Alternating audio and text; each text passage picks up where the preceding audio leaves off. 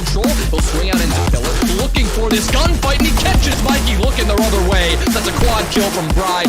Flies up the stairs. His teammates should be able to trade this. It's just an ump. He gets a 3K with an ump, and he's got the stubby out. He gets 4.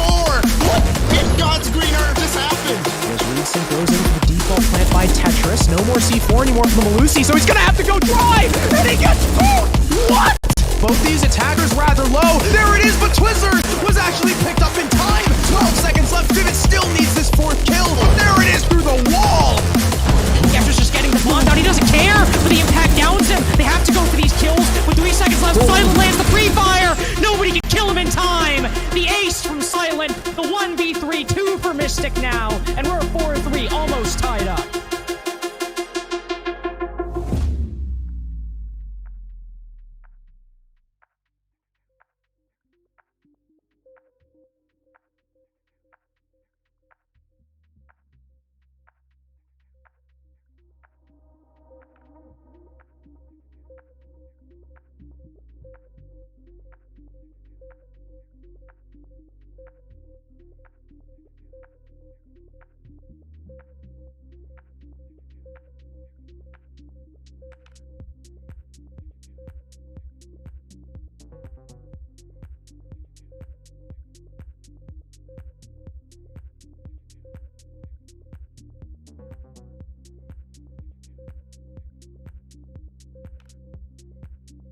Oregon, it became a little more one-sided, but things were still pretty close. But the game we've got going on today, more specifically, that is going to be a rendition of what we've seen in the past during the regular Swiss bracket. It's RealityTV versus Wichita Wolves to see who will advance and play against OXG. Yeah, and well, the result was a little bit one-sided, a little bit towards that RealityTV side as they took it 2-0, but they've had a little bit of time to calm down. Wichita Wolves, they come out of the victory, I believe, I forget who it was over. No, it was 6 Karma. That's who it was. They got a little bit of the upset there, but I mean, continuing to kind of go over the yesterday's game, LG Parabellum, that one was a little bit of an upset, but then, I mean, you also have that Astralis Oxygen game, which, yeah,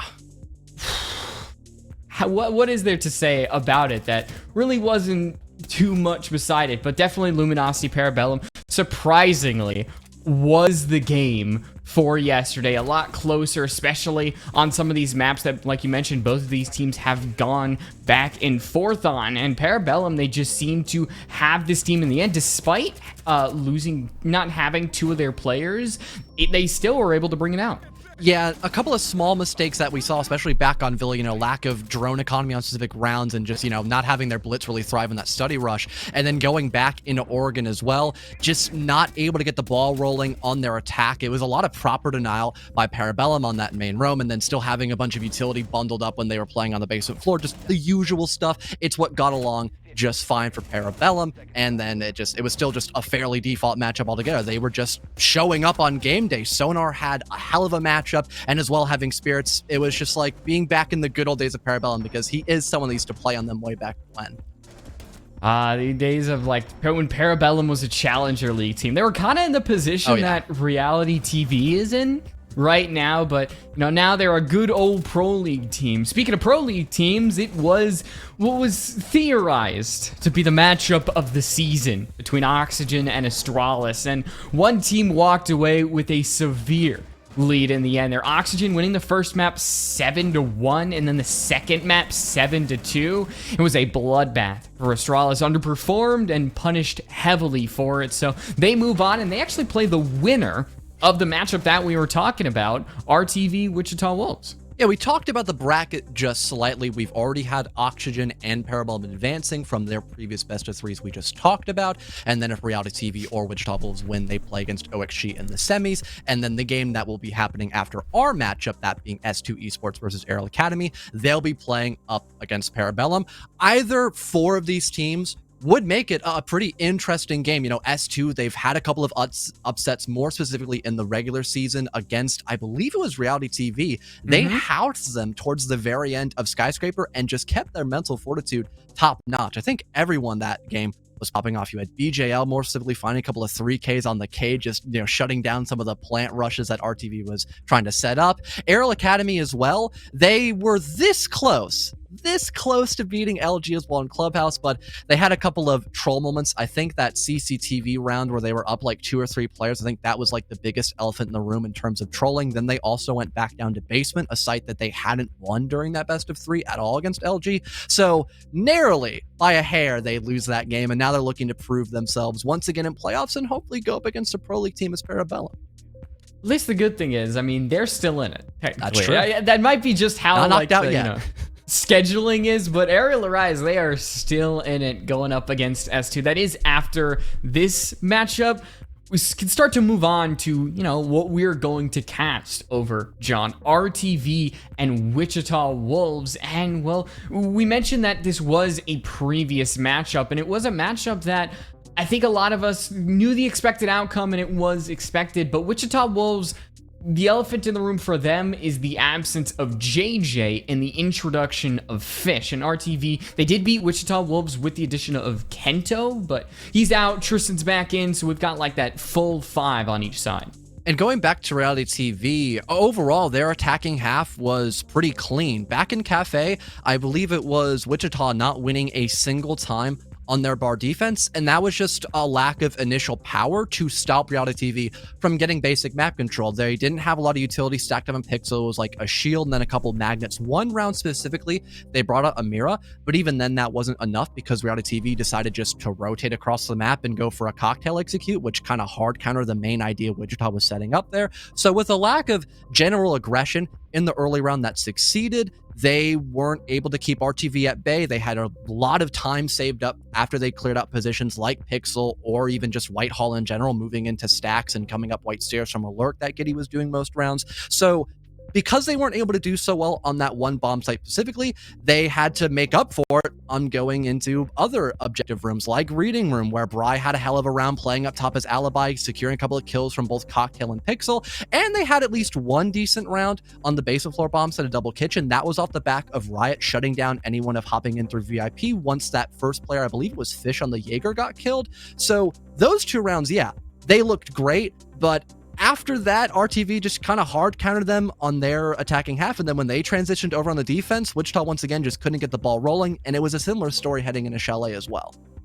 And that could be a common trend, honestly, of today with RTV just being a big counter to whatever Wichita Wolves is bringing in. A part of that core lineup is Tristan, who was actually absent up against this Wichita Wolves squad, but he's back, he's ready to go. Look at that KD. Plus 27. You don't see that too much, and that shows you just how dominant Reality TV has been in SCS so far. Yeah, Tristan has had one of the best glow-ups since his, I guess, his debut on Reality TV back at the beginning of Stage 3 for NA Challenger League. He had a bit of like a trial phase when they were playing in SFCL, so it seemed like RTV, they are comfortable enough with having Tristan on their team. They keep him on going into the new stage of Challenger League. He doesn't have the best start, but then moving in towards the latter end of that regular season and playoffs more specifically, he really became an impact player. And he's just showing that once again, heading into SCS. Sure, he's been out a couple of games, but his overall stats have still been top notch. So getting to see him like just directly clash heads against Fish and new addition of Wichita Wolves is going to be really enjoyable for this best of 3. He's a cog in that Reality TV Absolutely. machine, which is very well oiled under the guise of Mr. B, the IGL. He just gets him right into ship shape. But Wichita Wolves, they actually don't have a real IGL. With JJ being gone, you really have Bino and Riot kind of stepping up and being some of the leaders for this team. And I think they've had a little bit of lacking because of that. But the introduction of Fish, even though they do lose a lot of leadership, they gained so much fragging and entry power. Fish up against Reality TV and up against Six Karma was an absolute nightmare against them. Even he's putting up good numbers, getting close in that KD region. But I believe he just went like plus 11 up against Six Karma, doing a lot of the heavy lifting and a lot of these rounds along with the entry. Yeah, Fish was putting up LeBron numbers against Six Karma on map number 2 and 3. He had a 17 kill map and then a 16 kill map followed soon after that as well, or might have been vice versa actually, but I think everyone in chat gets the point. He was going big and he was winning rounds for his teammates by just simply out-fragging 6 Karma. And more specifically, before Fish was even brought on to Wichita Wolves, he still found a fair amount of success as that entry slash secondary entry and lurk player when he was on Investigation File, even when they struggled with communication and general timing errors. You take a look at Bank, for example, a map that IF frequently played on. Fish would be on 0, he'd go into lobby, try to work a pick near like the gold stairs, for example, of doing a full top to bottom clear. Sometimes the rest of IF would kind of struggle to get into stock room or square, so Fish would be by himself taking 50-50 gunfights, and he would still be in a better spot to win those engagements. But when he actually had backup by his teammates, that's where he thrived even more in comparison to just being a solo player. I think if Wichita Wolves can just back up Fish in more specific instances against RealityTV, because RealityTV do a great job at coordinating and dealing with those isolated first contact roamers, we might see a better back and forth between Wichita Wolves and RealityTV compared to what we saw the last time these two teams have played off. Because if there's a guy just isolated roaming in the basement on Chalet, for example, RTV are going to spot that and just send 2 to 3 players to hunt that guy down. That's a free open pick, and now they have the rest of the round to just do what they want with the man advantage, which is never good.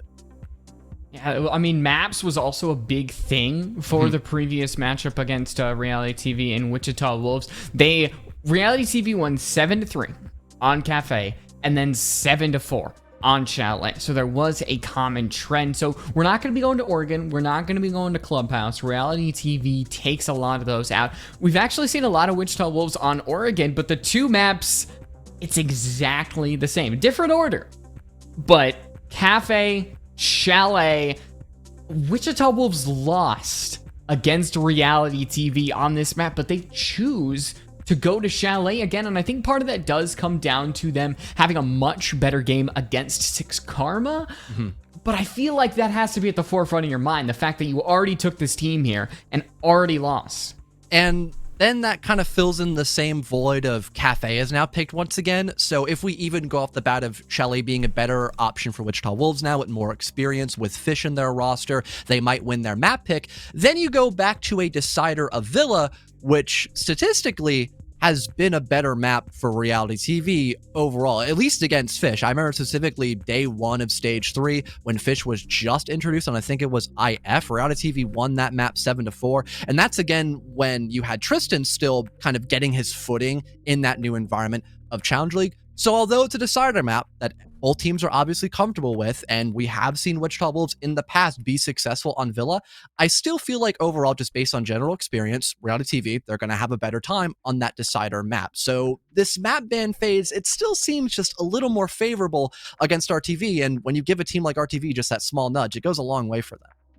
Yeah, so the map veto is in their direction. I think the past records of these teams fall in their direction. The play styles of both these teams, with RTV being very slick, quick, and conditioned. And, well, I mean, all of us are choosing RealityTV. My end goal was saying that there's a lot on this for RealityTV. The odds are against Wichita Wolves. Everybody in talent predictions are against them. How do you think they can really pull this out, John?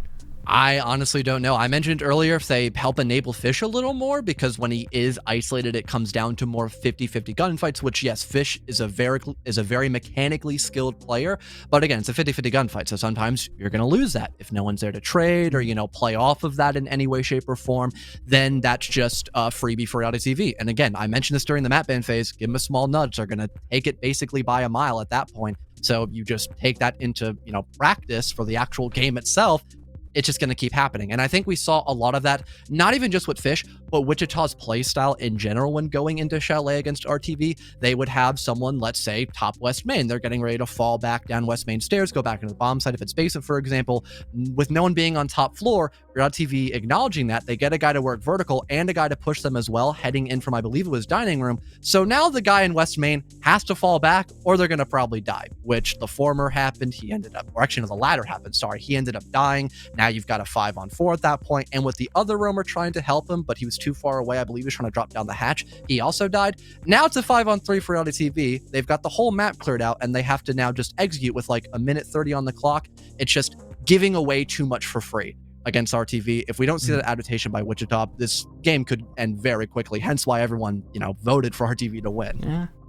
I think the one thing about Chalet is sometimes it can be hard to be in striking distance of getting a refrag. Like if we're going to have somebody play by Mez, somebody might play in Office or Piano, because you're really not going to be directly next to each other. So let's say Fish is the one holding that, he might not have somebody to help him. Like you mentioned, the one thing that Wichita Wolves could do to help him out. So Chalet, it's not the biggest map in the world. I mean, that first floor can be decently long, but everything else just kind of lends itself to mostly structuring around the site itself, and then either playing directly on top of it or directly next to it, not really sending out roamers like you do potentially on Villa or Cafe or anything of the like. Also, a small note to make as well, RTV and their drone economy, it's always been pretty solid. There haven't been many instances where they're just lacking on info for the late round, and that's not even with Solus being added into the mix as well. When that has been brought up by Wichita Wolves against RTV, they just kind of ignore it, at least in the prep phase. They save their drones, keep them outside. That way they still have about 9 to 10 drones in total. Maybe they sack a drone to just double check where a bomb site could be or where that initial roam threat is going to be.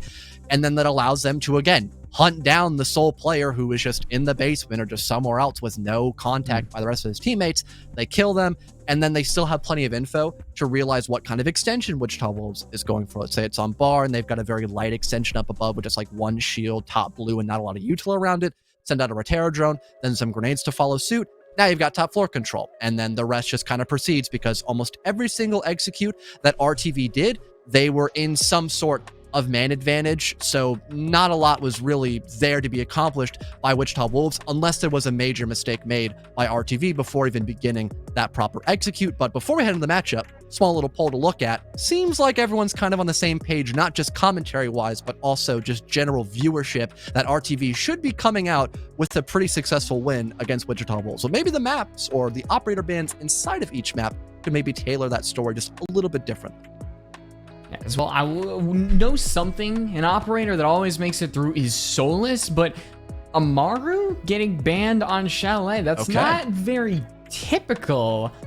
I mean, what usage? I think though hatches as well, I think that Twitch is potentially more a target ban at RealityTV, because you can have some players just absolutely go crazy with that F2, but already kind of throwing us for a little bit of a loop with these bans. I mean, Hat was just a beast on Twitch last time these two teams clashed on Chalet. Can't really fault them for that. And if you keep the mirror up, then that is just one less general hard counter. I know on Cafe, you had Wichita bring her out every now and again, at least when defending the top floor of Bar and Cocktail. So not the worst operator ban overall. And with the Azami being removed, you might want to try to, I guess, just substitute that util with something else, maybe like a mirror window or just more shields and, ADS and magnets. That also is a good option too, clearly. And then a Valkyrie ban. That's probably the most standard ban we have out of the four, besides, again, the Azami, who I just mentioned a moment ago. Solus, I was mentioning it a little bit earlier. She seems to always make it through on Chalet. And I think she's able to go down into that basement, find drones, look up, see where the attack is potentially coming from. And a lot of the other sites, you might not have, let's say, Solus, you want her on the top floor. You don't really want her on the first floor. That's why a lot of times you don't bring her on some of these other sets. You see us, again, hello. We're not in just yet. Don't know exactly why, but I think we might have a little bit of a rehost because, of course we do. It's Rainbow Six Siege. Hey, might as well just get them out of the way now before we continue the game. I mean, it seems proper, right? And funny enough, I think on like Cafe, RTV had to deal with like several rehosts, and Wichita as well. I was there. Yeah, you casted with Tanner. I was watching that game on stream, and I was like, wow, this is just unbearable. Like 4 rehosts in a row or something like that. It was just the worst I've ever seen. But luckily, the issue has been resolved quite quickly, so we can just hop right back into the game. Wichita Wolves opting to bring out the Ying to maybe help deal with some of those extensions up above at a much faster rate, and maybe save some Candels for a really efficient execute as well, just forcing back RTV and creating a lot of space with that operator. You also have Fish bringing out the IQ, which could be a sort of counter to the Solus, which RealityTV actually don't have.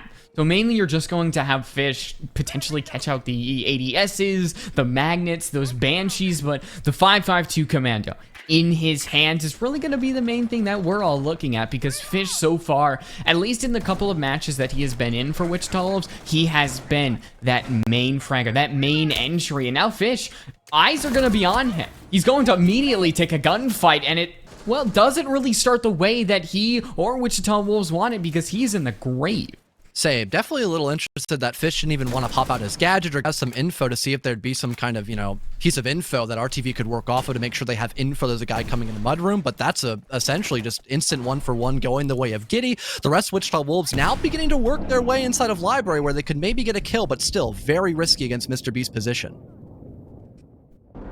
So now Wichita Wolves looking for a frag. They get one, they get two, John. So you take out Mr. B holding Ivy, you take out Giddy, who's mainly holding that stairs. Unfortunately, your advantage doesn't really hold for that much longer because, well, with a minute 15, we're at 3v3, and Wichita Wolves just continue to lose bodies. The advantage they once had is now lost, so it's just going to be an execution of sorts, haphazardly. Not a lot of map control that they have on their sides. I don't really see a way in which Wichita Wolves can really claim this round unless they can get a lot of chaotic gunfights and maybe cling on to the small map control they have. Oh, here comes the push coming out. Bino is almost able to spot out one, but he's able to get shut down. 2 versus 1, only up to right. He did catch someone over by Mudroom, and he'll now be to rotate back outside, but it's a really tricky spot, as you can just have someone cover that diffuser, and the other one will just end up disabling it, so it's a pretty rough predicament here, unless Riot can maybe utilize these frag grenades.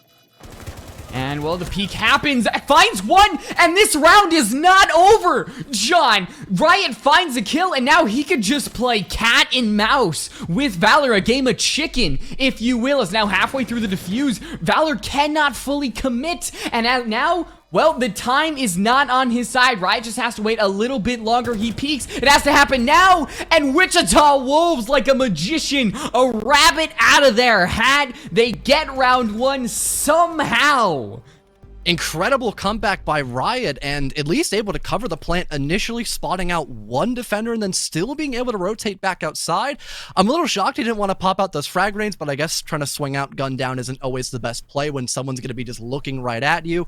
Taking that separate 1-for-1 was all that he needed. Then RealityTV's hand was pretty forced once they had lost that man advantage they were looking forward to during that retake. And shockingly enough, I'm really interested that RTV didn't try to have someone maybe go back up above to stop the plant from going down, as that was the only option that Wichita had in those last couple of moments of the action phase. So maybe if they just had better intel, that could have been a completely different round for them. A lot of things that we could talk about on the side of RealityTV, on the side of Wichita Wolves, but that is still a round. At 33% of the rounds that Wichita Wolves are actually, no, 25%. They lost 7-4 on Chalet. So already getting this first round, they get to attack Kitchen this side, but I wonder if we're going to see Fish potentially get on that IQ to truly counter. That Solis is... Oh, and he didn't even break the drone, did he? No, he didn't. Oh my, that's so unfortunate for Giddy. Oh my, so it's not truly disabled, it's friendly fire, so you can still hurt yourself. But it's not like a Solis getting killed, but that's basically as funny. Well, gonna have to really value your life a whole lot more. No impact grenades for any late round shenanigans, and also just half of your HP is now depleted without a single bullet going your direction. So gonna have to really value Giddy's life tenfold in this next couple of moments. Wichita Wolves starting their clear over from the library side, but also having someone at the very least trying to set up a clear from that basement floor. And Giddy, the first point of contact already being so low in HP, he'll just opt to fall back instead, not wanting to take a gunfight that could go against him, granting a lot of space for Wichita, but they still seem to value this start over by Garage as they're gathering loads of information just to make sure no one is in that direct vicinity from the double door, or double wall, I should say, that Garage leading inward. The quickness of Wichita Wolves is actually very, very good there, and pressuring Giddy back, who, you know, like we said, is on that 50 HP. So now the speed, if Wichita Wolves can continue to really assert themselves on over to Office with decent timing as well, they could get another round. But that's the thing. They actually need to execute onto that office area, which can take a lot of time if they're not truly certain how they want to do it, and if Reality TV don't really want to take these gunfights, because time is on your side as a roamer. The more time you can drain out, the more utility you can take away from your opponent, the better you're gonna be. Say, Wichita Wolves just now starting to poke and prod their way in through office. We saw them get the back wall opened up a moment ago, and they even have that castle barricade dealt with as well. Might seem for Wichita, they might try to ignore a majority of that extension of above, and they might just try to go a bit more direct, having someone play farther back towards fireplace stairs or playing on main balcony instead, and just focusing a lot more of their utility to deal with the smoke player of Valor so he cannot deny the plan.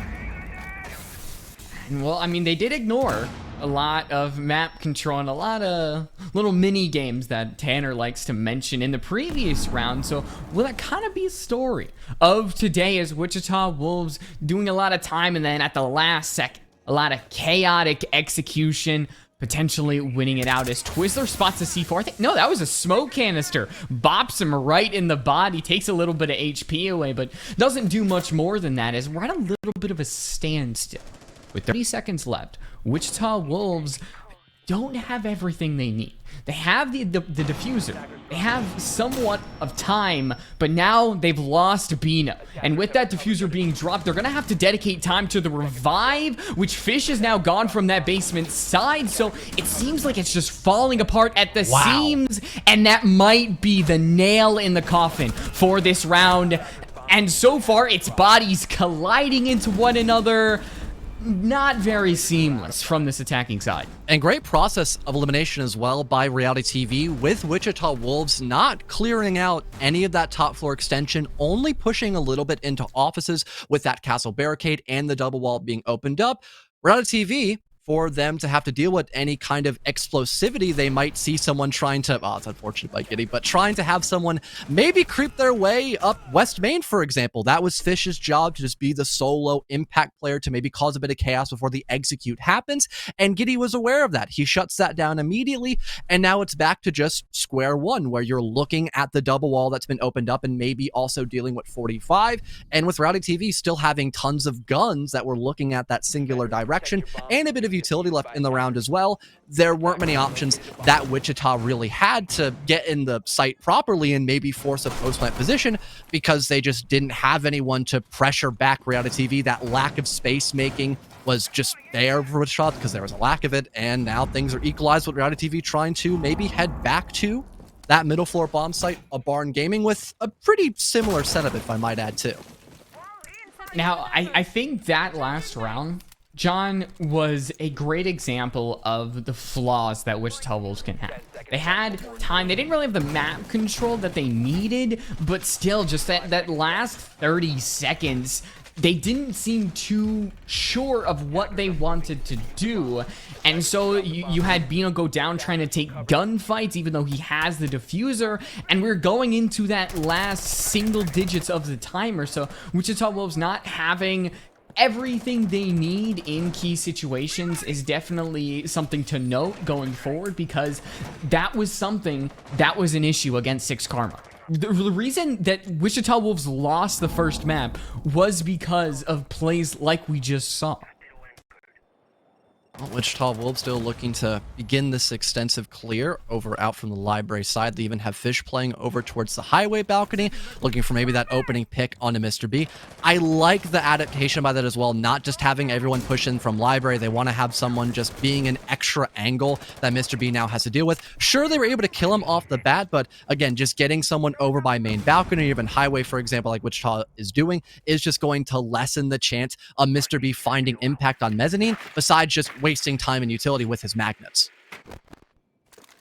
Ooh, Taro gets taken out just before it reaches the bulletproof cameras. Now, when you hear those ADSs being zapped, potentially a frag grenade might flow on through, but Mr. B does get fully flashed. He actually doesn't flinch. As library, there is nobody hiding in that little corner. I think Valor could be on that first floor. Yeah, so it's just really Mr. B holding Mez with that ADS that has now recharged. We are going to see a little bit of a refrag happen between two of these teams, but it's still Wichita Wolves who come out on top because they have taken Hat's life away with Giddy along with it. So Mr. B, who has not moved, like I mentioned, he is going to have to win a lot of gunfights. He takes one, does win that, but cannot get any more. So just Tristan in the 1v3. So much time for Wichita. You have to think that there's no way that they could lose this, right?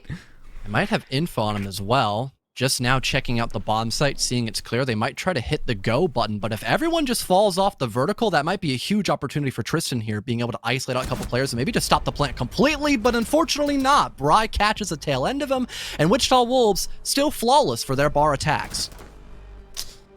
And it seems like I don't know if it's too much to how the site is actually constructed. It was just more Reality TV weren't ready for the gunfights that Wichita Wolves were engaging for, because Mr. B was still holding Mez. It was just the other sides of the map that this defense wasn't ready for. But I mean, I'm liking what I'm seeing so far from this WW squad, because I mean, I was denied a good game last night. I would gladly take one here, even though that's not what was predicted.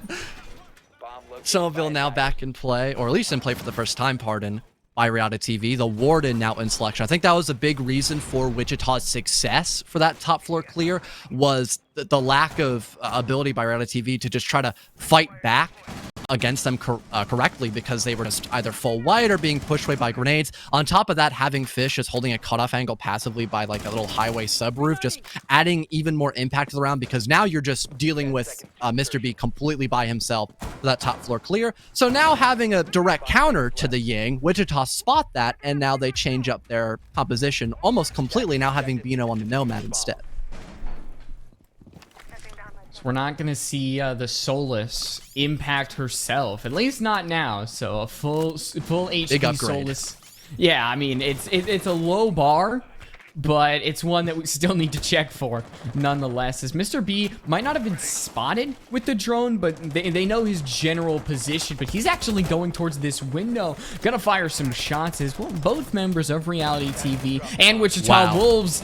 Right? It's one. Giddy finds the second. A wonderful shot, and now barely alive, bleeding. He can walk back inside the map knowing that he just took away two crucial members of this attack. Oh, and this round might just be over before we even know it. The hard breach gone. Mr. B almost scoring a second kill. It is only Fish and Bino left to stand. Sure, they've got 2 minutes to work with, but they have a major lack of info and just general utility as well. Again, their options to enter into the bomb site are so limited with the lack of those Selmas, and they haven't even cleared out the top floor completely. Giddy is still playing up above despite being so low on HP, and Had isn't too far behind him either. Explosions. Fish tries to take a gunfight with just that tiny little angle between the bomb chassis, but he actually takes a lot more damage than he'd really like. So Wichita Wolves, I mean, there's a lot of time that they could just sit back and realize that, dang, Giddy just really played us like that. Walked outside, found the kill under Riot, and then that shot onto Bry as well it's one for the montages as we sit back, and Wichita Wolves are sitting back. Not really too much to do in this round.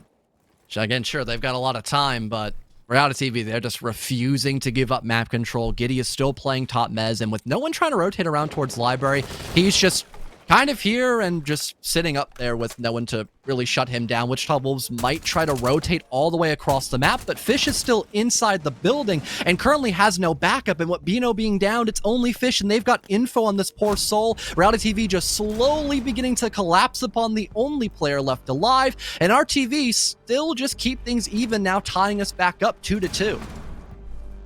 Well, some of these put on an individual show for us. Giddy currently 3-0 on the entry for Reality TV, with Fish being two of those. We really talked Fish up in the pre-show, and if they can solo him out, especially on the entry, if Giddy can continue to dominate in the early round. Wichita Wolves have to find answers somewhere. So far, they've had 2 rounds, and that's really not just Fish doing a lot of the work like he did up against 6 Karma. It is Wichita Wolves actually putting together some cohesive attacks, getting the entries from players like Riot, like Bry, and well, spreading the love is always going to be good in Rainbow Six Siege when it comes to entries and kills. You don't always want to put your eggs in one basket like Fish, per se. Entering back in play for RealityTV. Big issue that Wichita Wolves had when attacking this bomb site was just the lack of diversity in terms of where they were looking to approach from. They heavily relied on that default attack of just going in from the double wall and just hoping for the best, that RTV wouldn't have enough utility, they wouldn't have enough pressure to keep away Wichita Wolves from entering the bomb site, and maybe having Fish lurking from basement, heading up West Main stairs to work a pick, and again, just be that chaos factor. With none of that going the way of Wichita Wolves, they're looking to maybe change up how they attack this entire map for the most part, especially having Bino now in the Habana.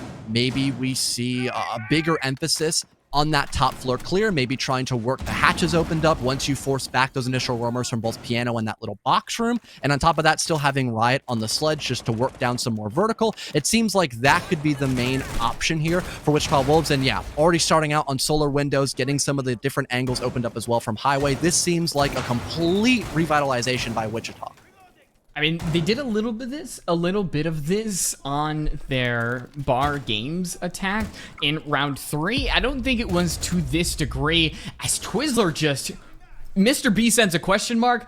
I think that's a little justified. Twizzler just kind of takes a very open gunfight, loses it out, but luckily the frag grenade timed just right. Mr. B almost escaped, but Riot still blows him up in the end.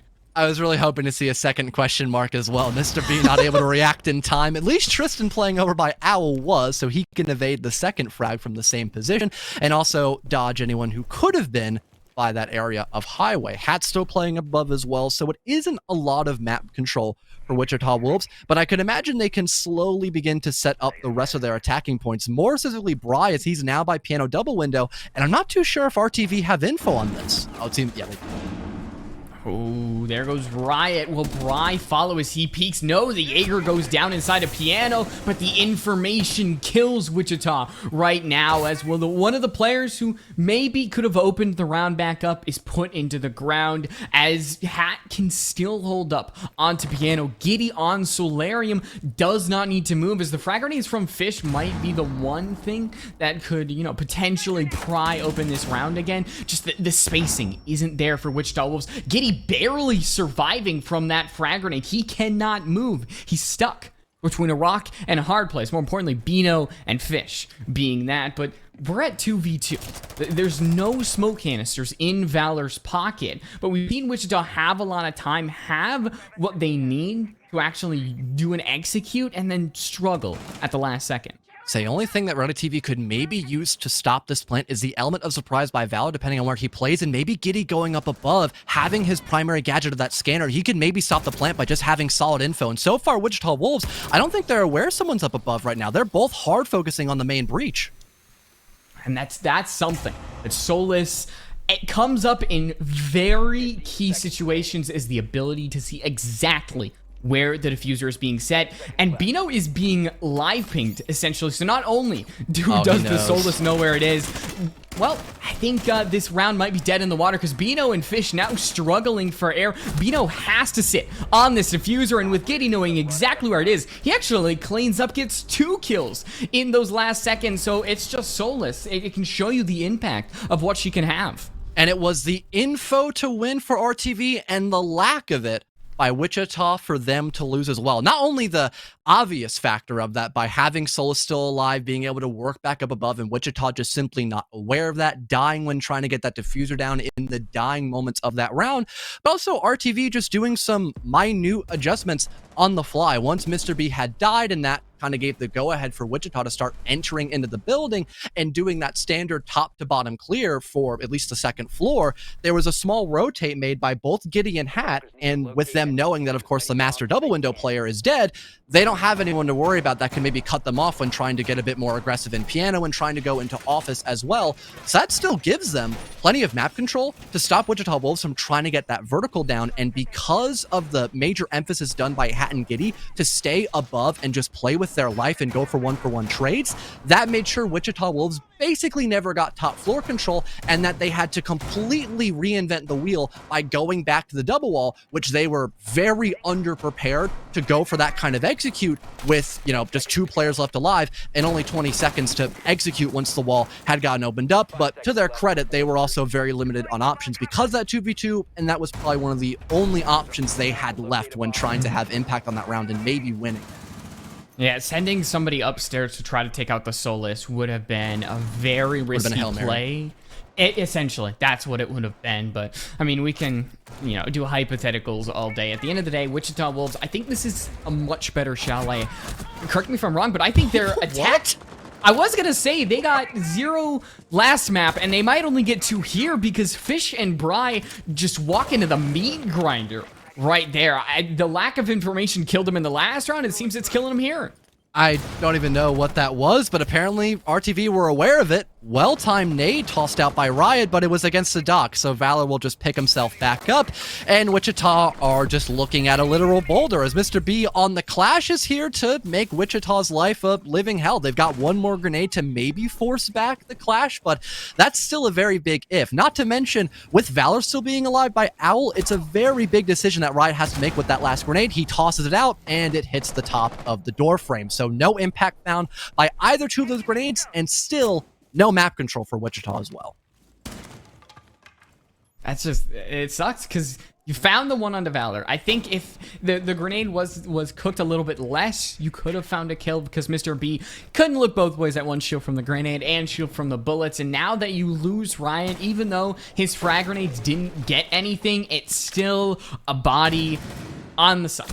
And now you don't have that, as it seems that Wichita Wolves, Bino, all right, we take those. He finds a kill onto the Frost, and now Tristan just backs up a little bit as RealityTV, they actually start to converge onto this first floor. Mr. B, as the Clash, is actually hunting down these roamers. It's a little bit atypical, but it is just a trap.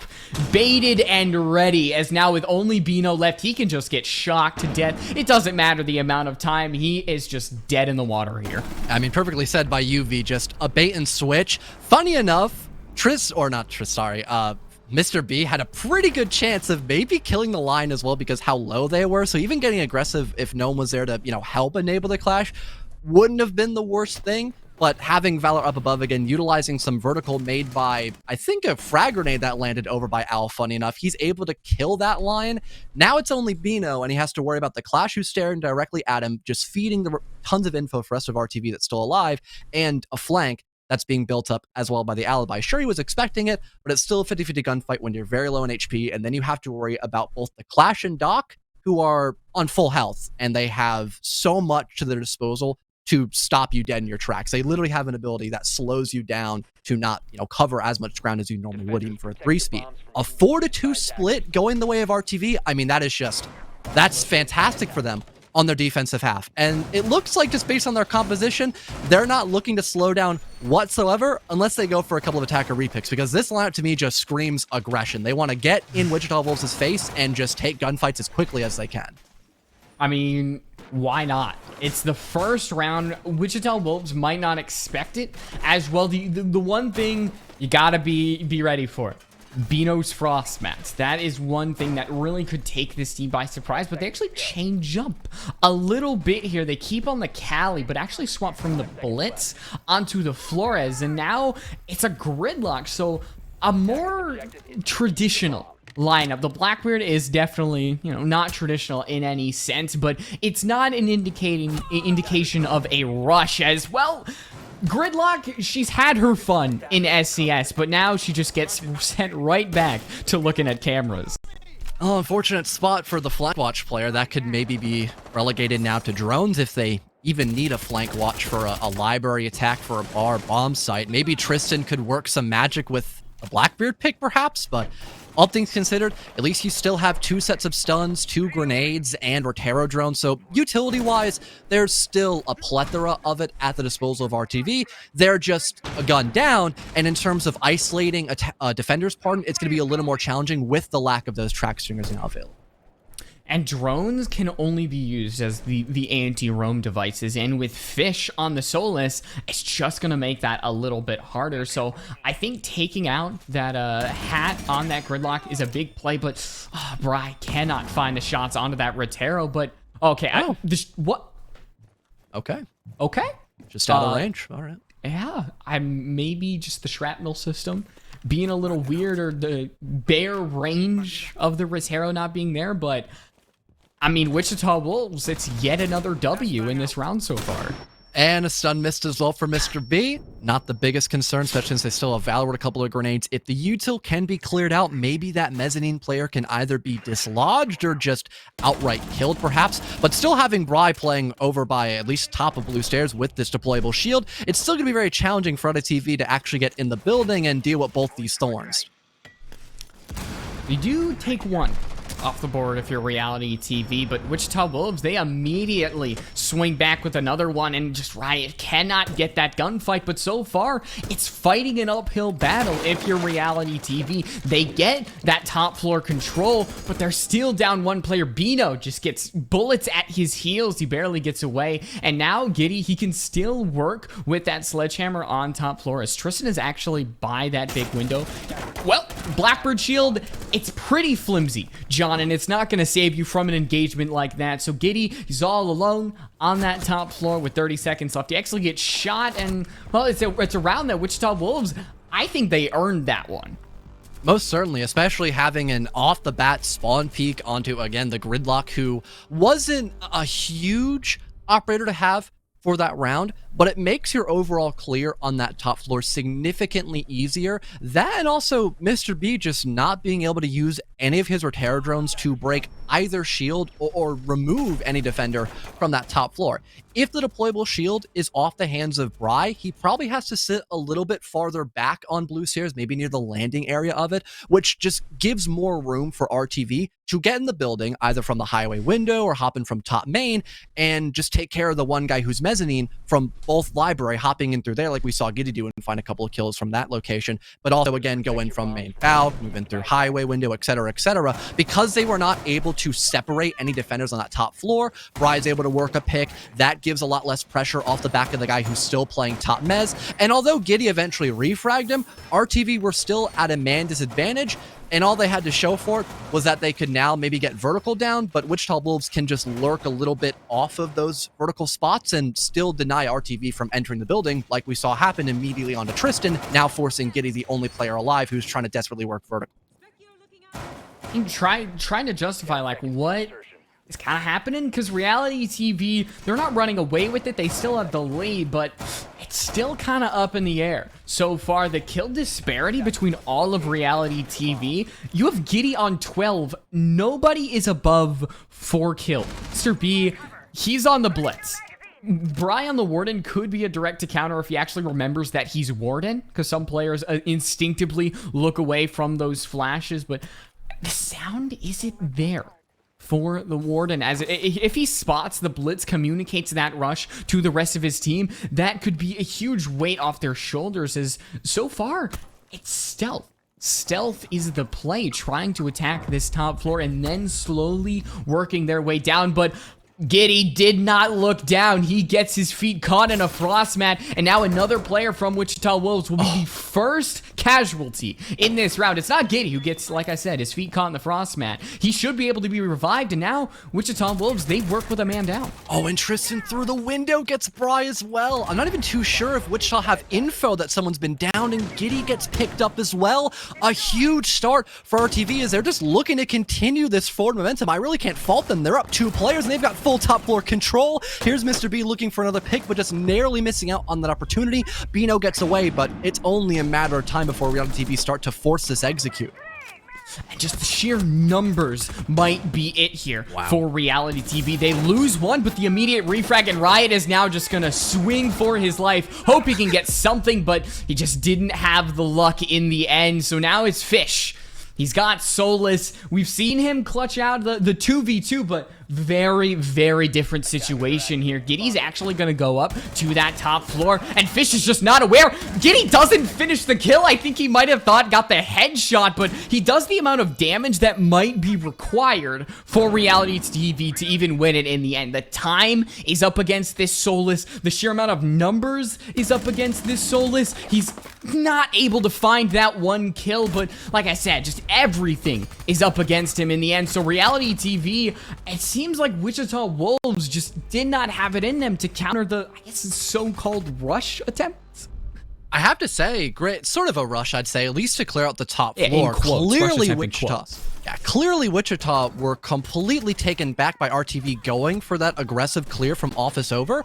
Although we've seen RealityTV do that exact same thing when they were attacking a master defense, which is the exact same place you want to push from when that's the bomb site if you're going to go for an aggressive rush like that. So I'm a little taken back that Wichita just weren't at least prepared enough to deal with Mr. B initially. He gets that entry pick, but small thing to point on as well for RTV. Good play by Hat to also rotate all the way back to blue stairs. It seems like a bit of a, I guess, a bit of a gamble, but when the alibi has very limited options as to coming back to that middle floor through the stairwell, especially when you already have West main control, it's either going to be blue stairs or library. And with no one pushing in, or sorry, fireplace stairs, looking in a bit closer from that direction, my mistake, not library. But when no one's pushing in from that side of the map, heading into double wall, you're probably going to want to go blue instead because you're close to the bomb site. So a really good play by Hat to guarantee a 1vx. All right. Is he staying on the Grim? Am I going to have to go into the rant about how Grim is? Yes. All right. Mr. B is that going might be interesting on for Grim. Box, I'd have to say. That, I kind of like it. Oh, I mean, well, RealityTV, if they didn't get an advantage from the previous round, now Riot is gone. They bring out Grim, which I'm guessing is the first time we see him in SCS, but I just think he's the worst operator in Rainbow Six Siege because he just doesn't do a great job at really finding out these roamers, because you have to pull out that hive launcher, which can be a risk. You might have to actually peek inside of the building, which a defender can then find you out, and then his radius of bees just is okay. I mean, what are your thoughts on Mr. B on the Grim?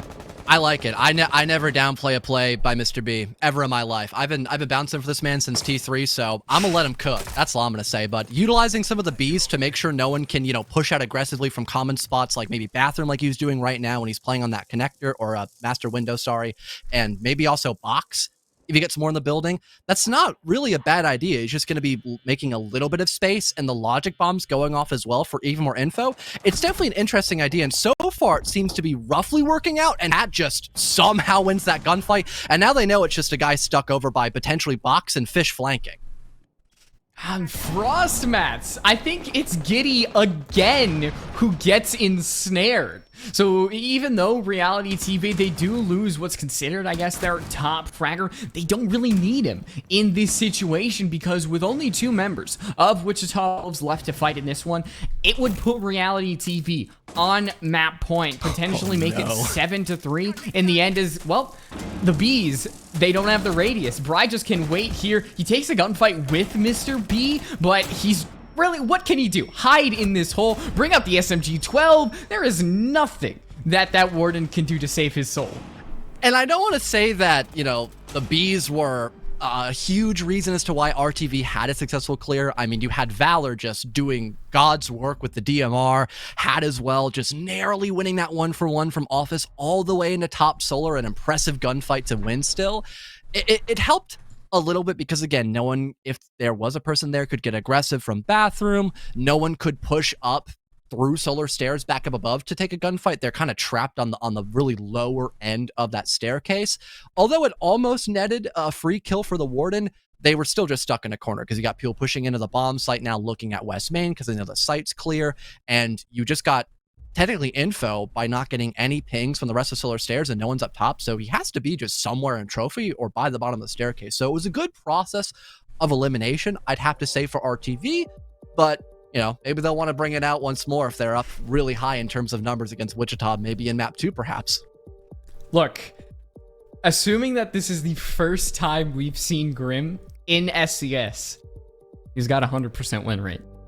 That's all I'm saying. It might be, Coincidence? Correlation doesn't equal causation, but reality TV, bring out the B's, bring out the W in the end, as we, I think, it might be a technical timeout, could be one of the timeouts in the end, but yeah, it definitely was a tech timeout. But, I mean, Wichita Wolves, surprisingly, I think on Chalet, was it their attack that they weren't able to get any rounds on the last time they took Reality TV here? Because it's something about their defense. I feel like they should have it all together for this side, but it's just not connecting. I think it was the defensive half where Wichita got pretty lopsided against RTV. I know one of the two halves was basically 1 round win for Wichita, and then it was 3 in a row for RTV. Can't fully recall off the top of my head, but I know one of the two sides was fairly one-sided favoring RTV. Now, you've got Mr. B cooking up a whole nother meal. Now on the Sens, I mean, you can see this operator every once in a blue moon on Shelly. It's probably one of their better maps, but the way Mr. B is going to use it, I mean, maybe it's for a potential, I would suppose, a pretty aggressive plant, maybe either through Snowmobile or maybe just having a long, like, denial angle with his protectors from somewhere else across the map. I'm not really too sure how Mr. B is going to implement this.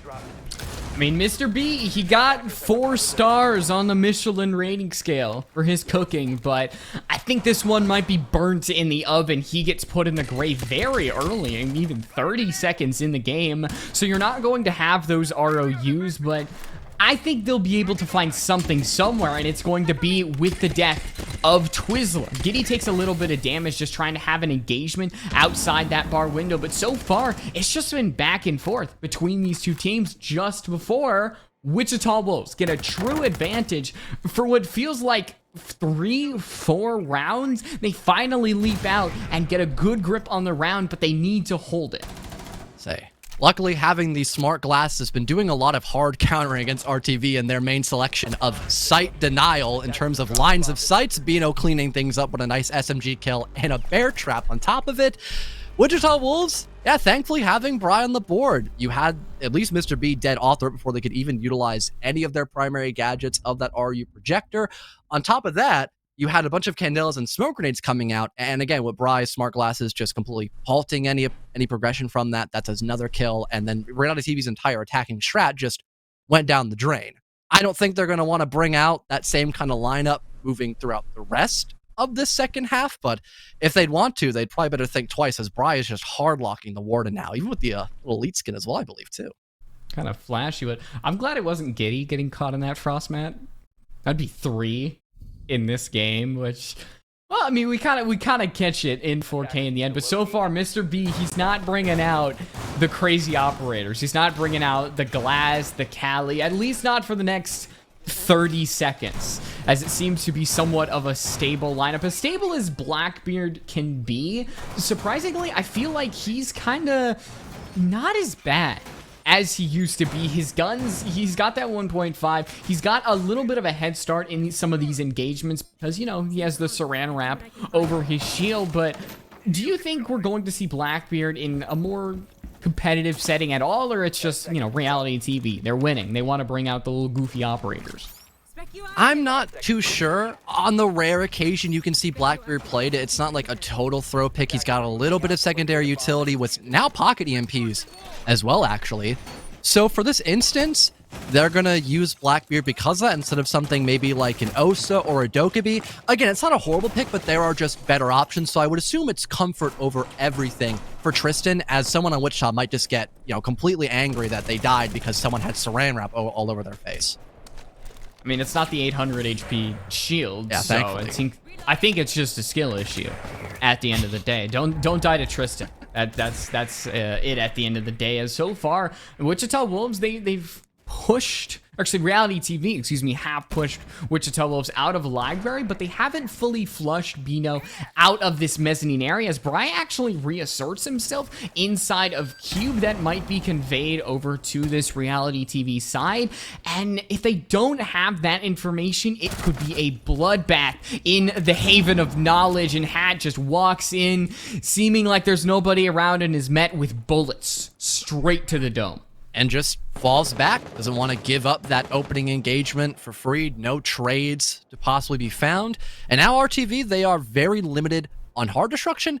They might need to just try to go for more of a, I guess, straightforward attack. Good shot by Valorant as Bry just swings them wide. So forget about trying to not lose that man advantage. My bad, Bry, as they now are tied up in a 4 versus 4. But still, the opening gunfight that Bry did secure was massive. And in terms of what Bry could deny as Warden, it's significantly less from what we saw just a round ago by RTV when they had, a Ying and Sens available to them as well.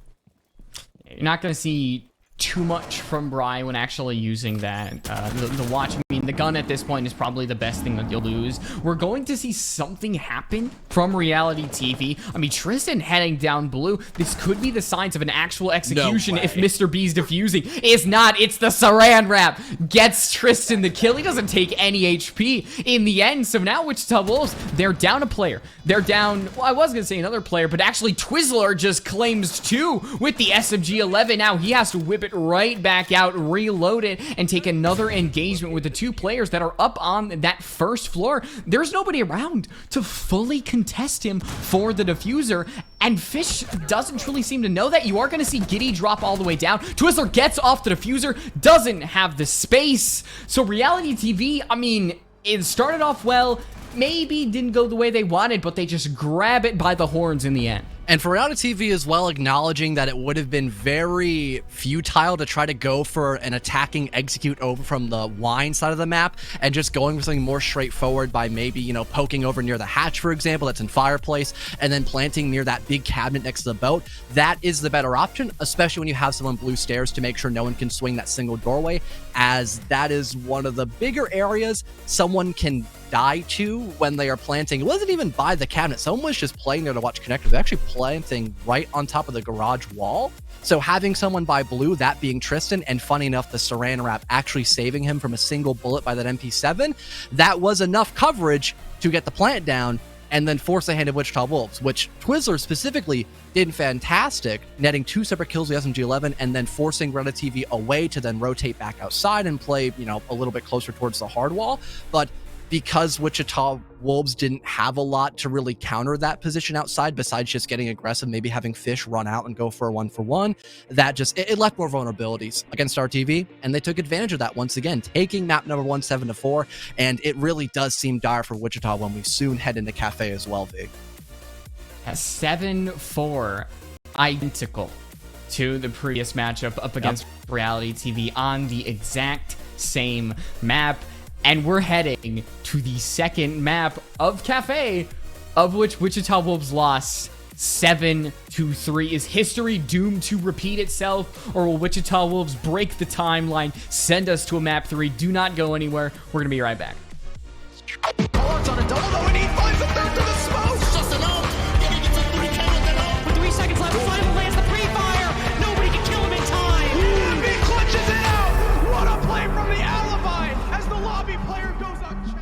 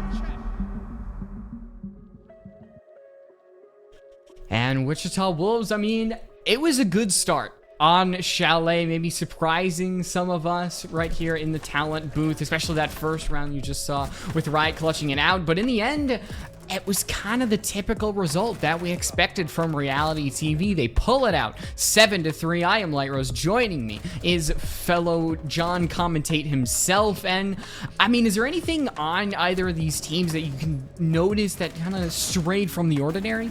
I wouldn't say straight from the ordinary. It just seemed pretty status quo for RTV. I mean, at least in the first half, they kind of hard countered Fish, someone who we talked about a lot, hyping him up in his overall stats, Wichita Wolves, him being a major impact player for that entry and just that general lurking role as well towards the late round.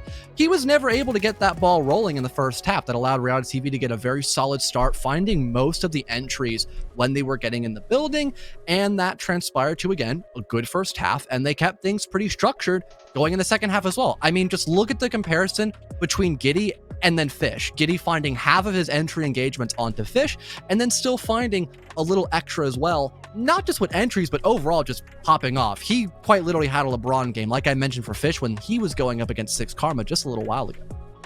And even Bry, excuse me, going 3-1 on the entry, he just could not overcome how much Wichita Wolves was dying at the beginning. 0-2, 0-2.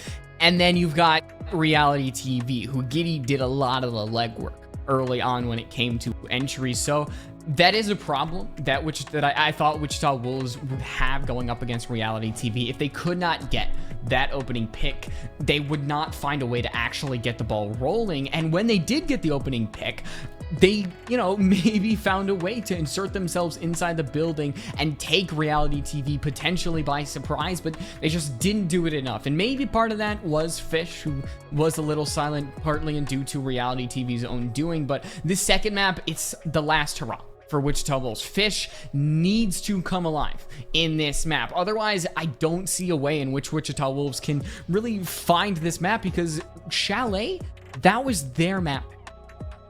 And for Wichita Wolves, their defending half wasn't that great as well. They had a 2-4 split. They won the first time they played Kitchen and the first time they played Reading Room. The first time, I talked about both of these moments actually back in the pre-show. It was off the bat of Riot doing an incredible job of getting aggressive from site, heading into like double door, looking into Whiskey, and killing both attackers that were slowly trying to get in from both like the VIP double window near those tables, and also I believe it was Valor who was on Ace trying to get into the building from there to then go VIP. He was able to counter both of those different attackers and even net, I think, a triple or quadra kill as well. So he did an incredible job of making up for the fact that Fish ended up dying in mere seconds of the round because someone just sprayed through that double window I talked about, got an instant kill. Instead, RTV decided to just like reset and not take VIP control as quickly as they could. That gave an opportunity for Wichita Wolves to actually breathe there. And the round after that, you then had Bry having an incredible performance on the top floor when they were extending near both Pixel and Cocktail.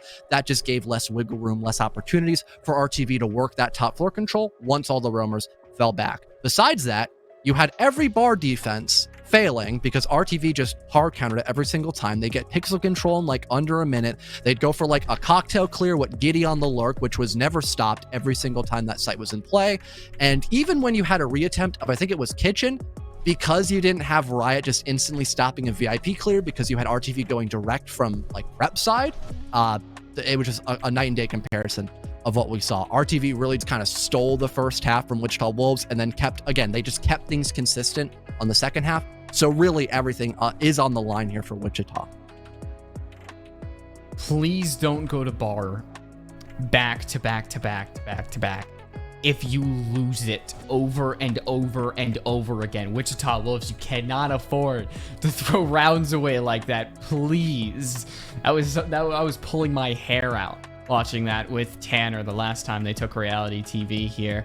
So, I mean, Dekebi being that first man, not too surprising considering how strong she can be in the current meta. Ying going down for Reality TV, that's not surprising. They do like to, a little take her off the board in certain scenarios. So right now, there's nothing too surprising. I think the only one is Mira. She'll make it through. We'll see her for sure, I think, on that third floor, but that's really the only area she thrives on this map. And again, we saw Wichita bring her out when defending top floor, and with their track record, They're not a good team for bar and cocktail. Probably why they're going kitchen and service their first round. That was one of the only bomb sites they won against RTV.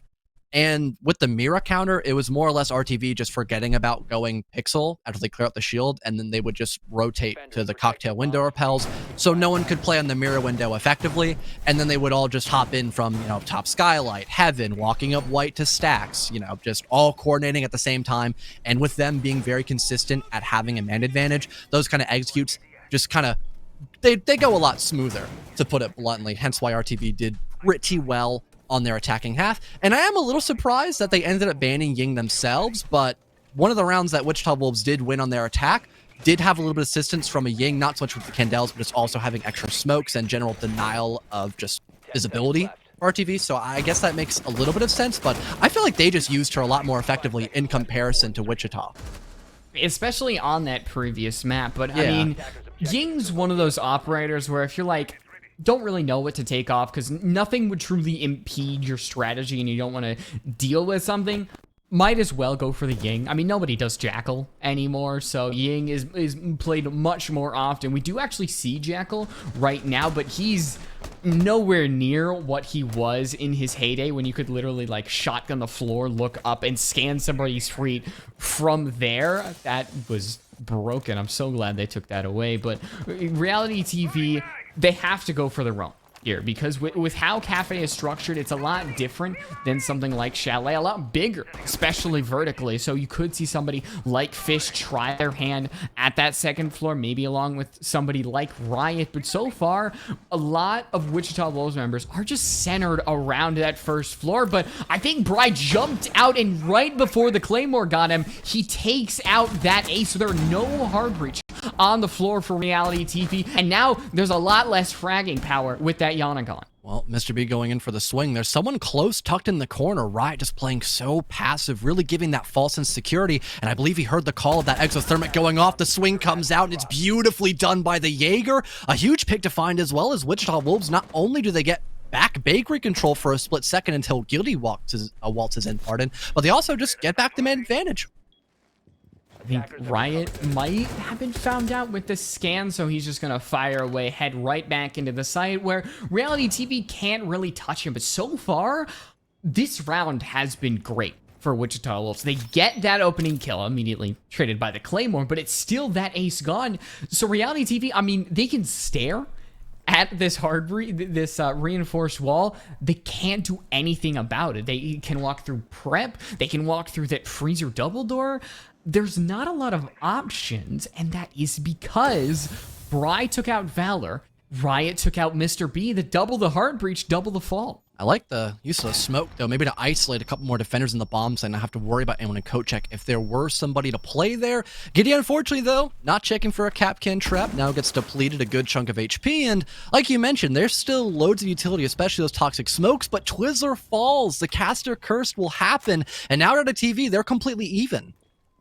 And this could be a pinch. And with Hat taking out Riot, Wichita Wolves had such an amazing first round, and it could be crumbling down like a Jenga tower. Fish just hides in wait, proning right behind the kitchen, and Giddy now is inside the site. We are going to see the Capcan spring from his position, find the kill, and now a true 1v1. 12 seconds left. Fish looks away at the wrong second, and Rainbow Six Siege at its finest. And it is RealityTV. They come back, win that round, and that's a killer for Wichita Wolves. Oh, that is so unlucky for Fish looking away. Maybe he assumed he was trying to rotate back from Freezer through the double window, but either way, the rotate in general by Hat to completely go across the map and start his attack over in from, I believe it was Garage, just heading right through that rotate hole that was never reinforced. That was a major play for RealityTV, just assuming that Wichita Wolves might be so focused on that entire push from Bakery side, they might forget to reinforce that rotate hole they made in the prep phase. That unlocks a new opening for RTV to get in the bomb site for free and completely throw off guard Wichita, because again, they're so tunnel visioned on the bomb site attack from Bakery, they all have their backs turned. That gives Hat 2 instant gunfights, and now you're in a 2-on-2 with no denial for RTV to just walk in the bomb site and just take what they want, which is exactly what happened. I think even for a moment, Giddy was somewhat aware as to where Fish could be playing at, but he just lost that 50-50 gunfight because Fish picked a really good time to spring up, but that still left us in a 1v1, which is a huge difference than the 4v2 we had a moment prior. And this is just what Wichita Wolves, the fallacy of not having a true IGL is you sometimes need somebody just to correct your position, get you in the right headspace. And Wichita Wolves just haven't had that. So you're seeing rounds where they have a 4v2 and they can't hold on to that. They play beautifully and they still up with a round loss. So now, I mean, Valor, his death doesn't really mean anything. Bry's opening pick doesn't mean anything because it didn't amount to a round win. Bry was found out from the beginning. I don't know if they had drones on him, but he had 3 members looking directly at him, so he goes nowhere near the opening pick he had in the last round. And like you mentioned, really no impact found by Brian this round. Annual Mai is gone, so overall less utility you can build up for the actual bomb site because you're going to have the Warden most likely playing over by Bakery. But Bino falls back as well, as he's a little concerned that he might just get pushed back with that single wall being opened up. Fish really can't be as aggressive as he wants to on the Capcan, and now some info is being gathered as well. They locate where Fish is currently playing at, and Mr. B might just try to attack on him, or at the very least just make some space. He's able to get this wall opened up a bit safer now, as Capcan is really being forced away to at the very least go back into coat check and hat. Might have a play brewing up here. Why even wait for that wall to be open when you can just run inside of prep, take that space, and now Wichita Wolves are left sputtering. They don't have map control that they previously thought they did, so now the wall is open. Essentially, one side is gone. Great shot from Bino, takes out 1 player, but it is still 1 more before you're truly even, and there's really nobody on Mr. B who's putting that diffuser down. So now Wichita Wolves, they have to regain site control that they previously lost with not a lot on their side. So Bino is going to have to get the post-plant clutch ace in about 25 seconds. He doesn't look towards that red hall, which Giddy waiting with open arms. It's RealityTV getting their 2nd round in a row. And again, just doing the step-by-step process we've seen RTV do several different rounds. They isolate the first roamer, that first line of defense, that being Bry. Giddy wins the opening gunfight, and then they just continue to start their overall execute. I really like the way they brought up those smoke grenades as well, just to limit the options that Wichita Wolves could have had. You saw how, I don't want to use useless, but that does seem like the correct term there for Fish, how useless he was to stop that post plant, because there was a smoke grenade just in his face, and obviously since he's not the Warden player, he can't really do much about that except maybe to shoot blindly and hope he kills Mr. B trying to plant, instead of trying to retake the bomb site, which is probably the better option there. So RTV, again, just limiting the options for Wichita Wolves to come back in these desperate scenarios has just been so flawless for them. Now going up 2 rounds on their first half, I really don't see what is stopping them from just completely blowing out Wichita Wolves in this first half unless something drastic changes in their style of play. Can't go to the 3rd floor. Can't go to kitchen. That leaves the 2 middle sites, which believe are considered technically the worst for the defense out of the 4. So Wichita Wolves, I think they're grasping at straws in trying to gain some sort of confidence with these sites, because you don't want to take that risk. Go to the 3rd floor after you've already lost 2 rounds in a row, because the odds are not going to be on your side. Where do you go after that? Do you go back to kitchen? You can't. You've already lost that round twice, and that was something that was the trap you got lured into in the previous time you played against RealityTV on this map. It's looking like such a similar map as the previous time that they played RealityTV. I'm wondering if we're just like watching a replay of the cast that I did with Tanner. Just the maps are switched. As RealityTV, I mean, they could beat their time of 7-3 with the way that they're playing. It really wouldn't shock me if that's what were to go down. I mean, we've seen RTV clear out Pixel countless times, at least when Bar's in play with relative ease, and after that, even when Amira was added into the mix, they were able to deal with that pretty effectively too. I think the only issue that RTV might walk into, except for maybe losing an entry fight depending on how aggressive Wichita Wolves can get, is just general time management with how much they might need to clear out from that top floor, but I just realized they don't even have a sledge, so they might want to go for a fireplace execute instead. So that would heavily limit where they have to actually clear out in terms of that top floor. So I might be proven wrong just depending on how RealityTV want to play in this next minute 30, but I think Wichita Wolves are expecting that as well, just based on how Twizzler's trying to set up in the first floor. I mean, going for vertical is kind of a lost cause at this point. Hat is right around the corner of main hall with Mr. B by his side. So you were right. They're not going for this vertical play. It is just a direct site no take. way. It's going to come with risks. Bino is up on cocktail balcony. He could Stand. hop right on over. RealityTV, they've just walked inside the site. Wichita Wolves are unaccounted for, and now the sites, they've just been swapped. RealityTV up 4-2, but maybe Okay, Bino and Bry up on the top floor could be this team's saving grace. Kitty cannot hit the shots, runs that ammo, but does get the frag onto Bry. That's the most important thing. And somehow this round isn't over, fellow. Bino still breathing up on that second floor. If he has the angles, he could still win it out, but he can't get the angle. He can't hit the shots. And what could have been such an amazing frag might send Wichita Wolves deeper in the dirt. He creates another hole for himself, spots more RealityTV bodies. He is sending this attacking team all around the world, but still haven't really gotten any closer to a round victor. As RealityTV, they can actually go for the kill or go for the plan, as now Hat has to go for kill, but Bino with 2 Wichita Wolves, they lost that first round due to a poor clutch. They get this one out due to the clutch from Bino. Huge play by the Mira, just walking down and still able to limit the Ayana, and I think Hat was just trying to bait that disable, or at least bait the defuse to help the Ayana, maybe make sure that they couldn't just be forced in a 1-for-1 gunfight that Bino might end up winning, but the timing of that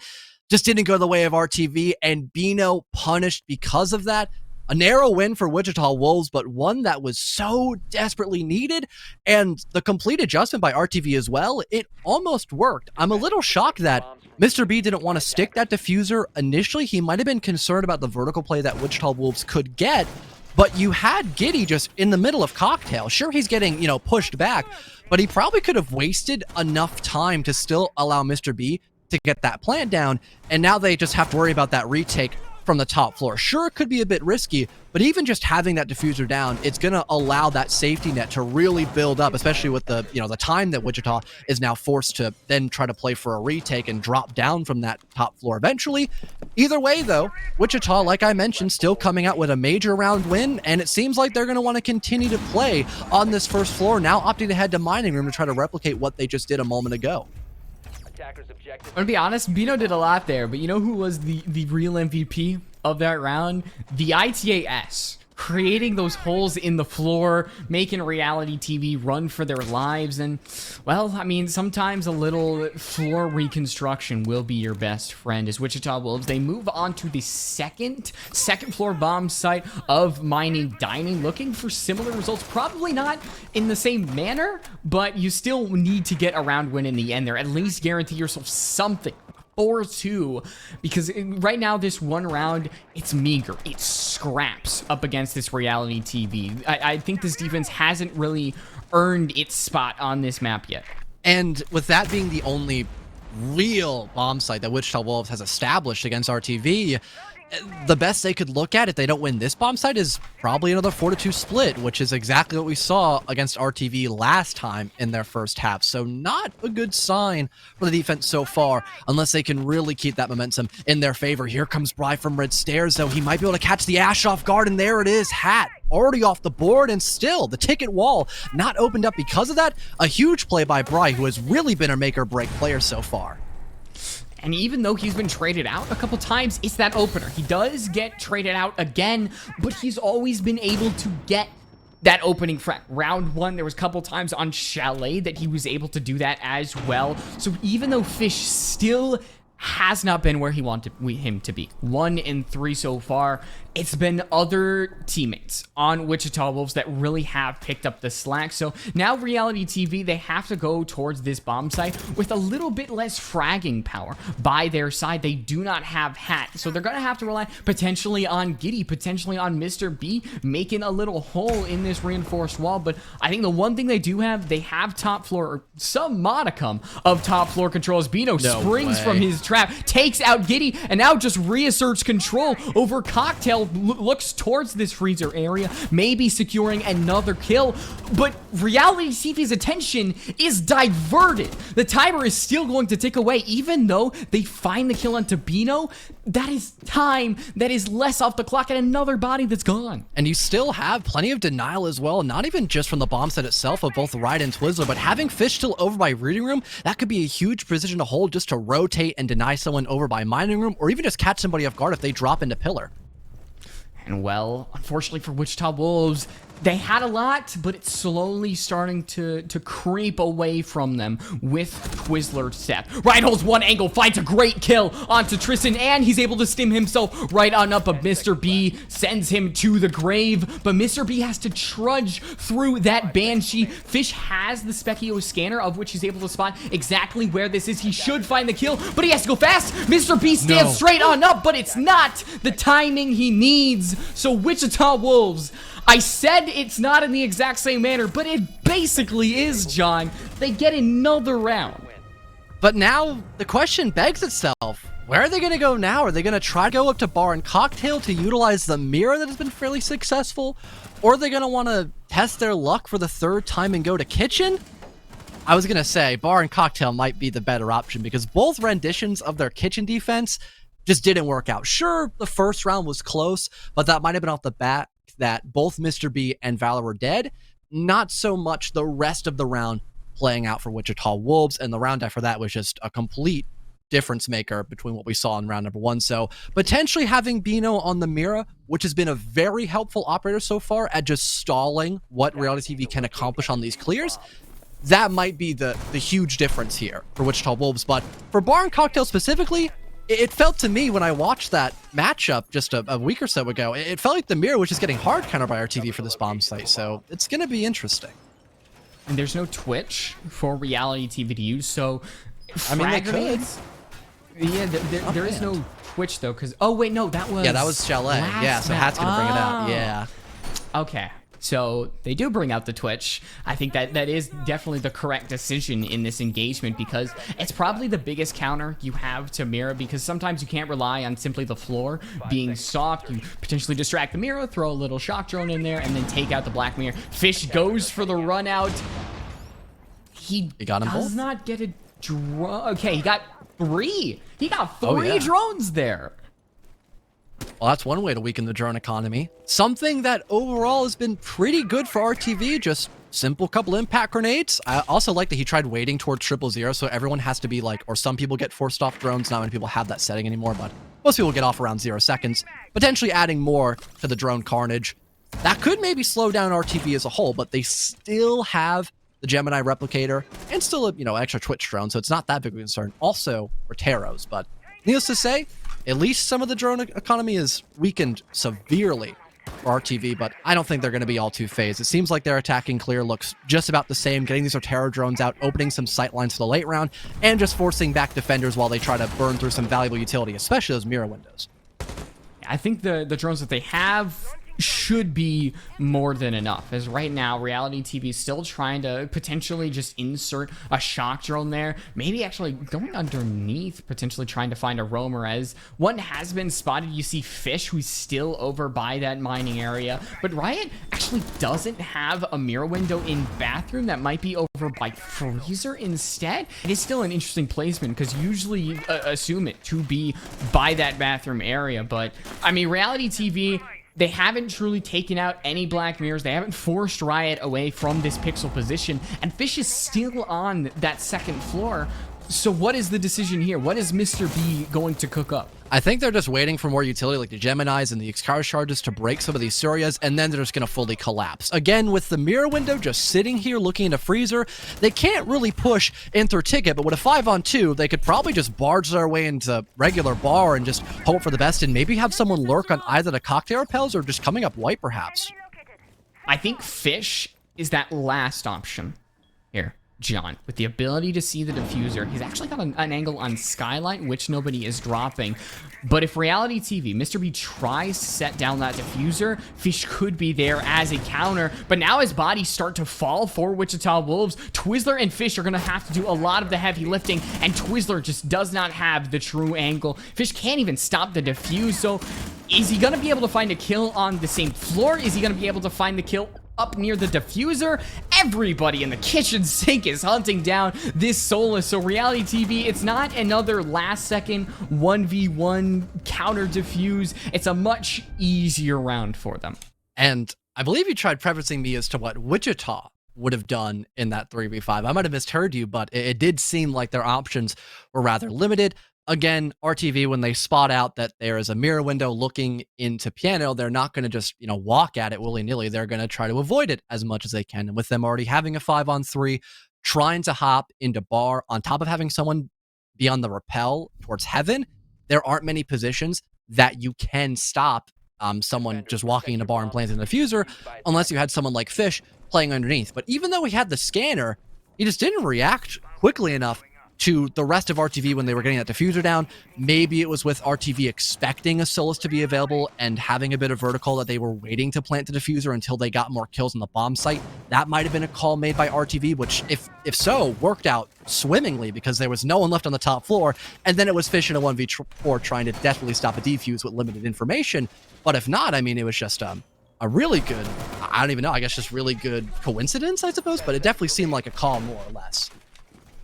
Yeah, but I mean, bar still not there for Wichita Wolves, and they don't head to kitchen, which is the definite correct decision. So they go back to reading a site that still they didn't have a good grasp on. It was a good play by Bino in the 1v2 post, and that he was able to win out, give Wichita Wolves their first round, but something different is going to be needed here because, I mean, you can't expect the same thing to happen over and over again because Reality TV, I mean, they learn from their mistakes. And so you would expect some changes on their side, and we'll have to see what that is throughout the round. RTV once again just starting out with a standard top to bottom clear. Fish over by Small Big once again, probably hunting for some drones and maybe looking to run out if he had better information, but still a pretty big gamble on such a valuable operator. Probably just the drone denial factor of where he's currently playing at and what operator he's running currently. RTV now just about ready to start entering the building, having some flank watch as well, so you don't have any shenanigans by Brierly around, because we've seen him get rather impactful near that red stairs vicinity. So all things considered, RTV having a pretty smooth start, but once again, they're going to deal with just this mirror window in the back of bar and a pixel extension, but they've seen this before. It shouldn't be too difficult so long as they can potentially get... I'm not even too sure what they could use at this point, because they might have just a gone 6 and that's it for the pixel shield, unless one of those grenades actually caught the shield. Oh, it did.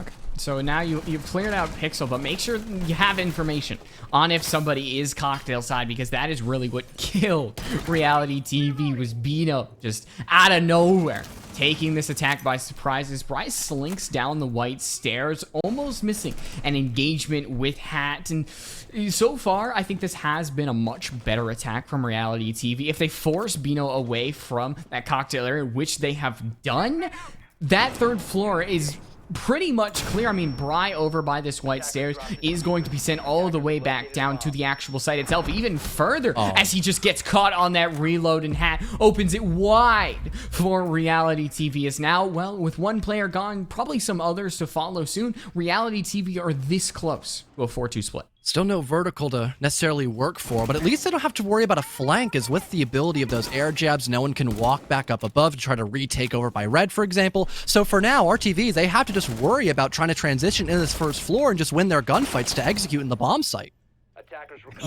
Maybe 1v1s will be Wichita Wolves saving grace. Just like that, Hat has nobody by his side, so Riot's able to get that kill, able to heal himself right back up, and now you are going to see a great pinch come out from Wichita Reality TV, to send it to a 3v3, but the timer is still ticking. They have to get into that site, put down that bomb, and Riot, even Flash is able to find a kill, and Tristan, I don't think he has any bullets left in his primary. He has to whip out that pistol, so Wichita Wolves 3-3 split on Cafe. They have matched their time for Cafe, but they have to beat it. Remember, they have to win this map.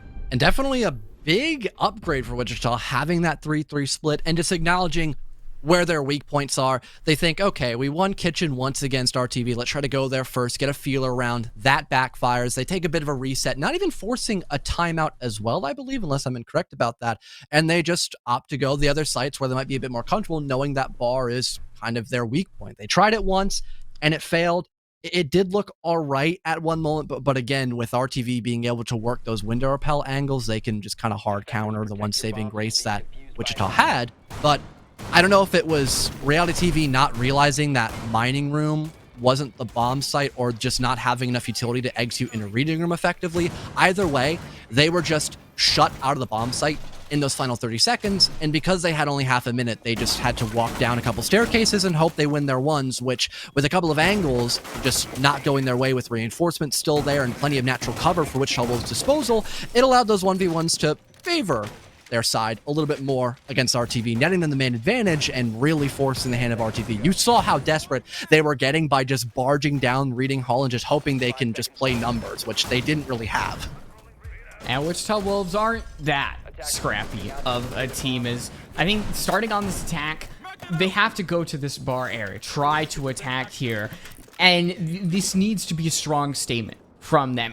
Even if they aren't able to actually walk out with a bar win, they have to make it close, because this is an area where we're kind of at a split crossroads. Reality TV can really walk away with this map, have a strong defense of which Wichita Wolves can't do anything about, or Wichita Wolves can be here to stay, to potentially take us all the way, maybe win it in regulation, maybe win it in overtime, but either way, this first round of attack is really something that is a difference maker in this entire match. We've seen Bry beforehand, at least back in the previous best of 3, find a kill from that very hatch. Mr. B, though, he might be aware of this kind of tomfoolery, and he's looking to sneak up on the Ash, having no clue so far about this. But I don't even think Mr. B has hard info where the Ash is actually playing at right now. It's a bit of a game of cat and mouse with really no side aware of this. They are just moments away from catching each other off guard, yet none are the wiser of it.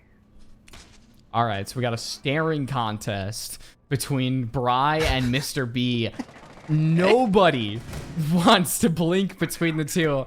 All right, we'll check in like 30 seconds later, see where either of these players are. But for Wichita Wolves, they're still trying to attack, and I think Bry has moved. There it is. He lost the staring contest, John, and he pays for it with an opening death. So you are going to see Twizzler net his first kill of the entire map onto Hat, which, I mean, that is a kill. It takes out smoke canisters, takes out what is the main fragger, and now Wichita Wolves just fully send it. Riot and Fish go on into the site, and it's not the results that this team was looking for. So it's a 2v4. You are still going to see the attack come on through, but it is still a half-hearted one. Twizzler just catches Giddy sleeping in Freezer. So, I mean, it's not over for Wichita Wolves. Despite being down, you're going to see Twizzler get 2. He's on track for an ace in this round as the bullets have stopped firing for now, and Wichita Wolves, I mean, there's still a big chance they walk away. Especially Mr. B being so low on HP. If they're able to isolate this one defender who's still high up, that's a huge kill for Twizzler. Just Mr. B left alive, and Twizzler with all 5! A major round found by the sledge.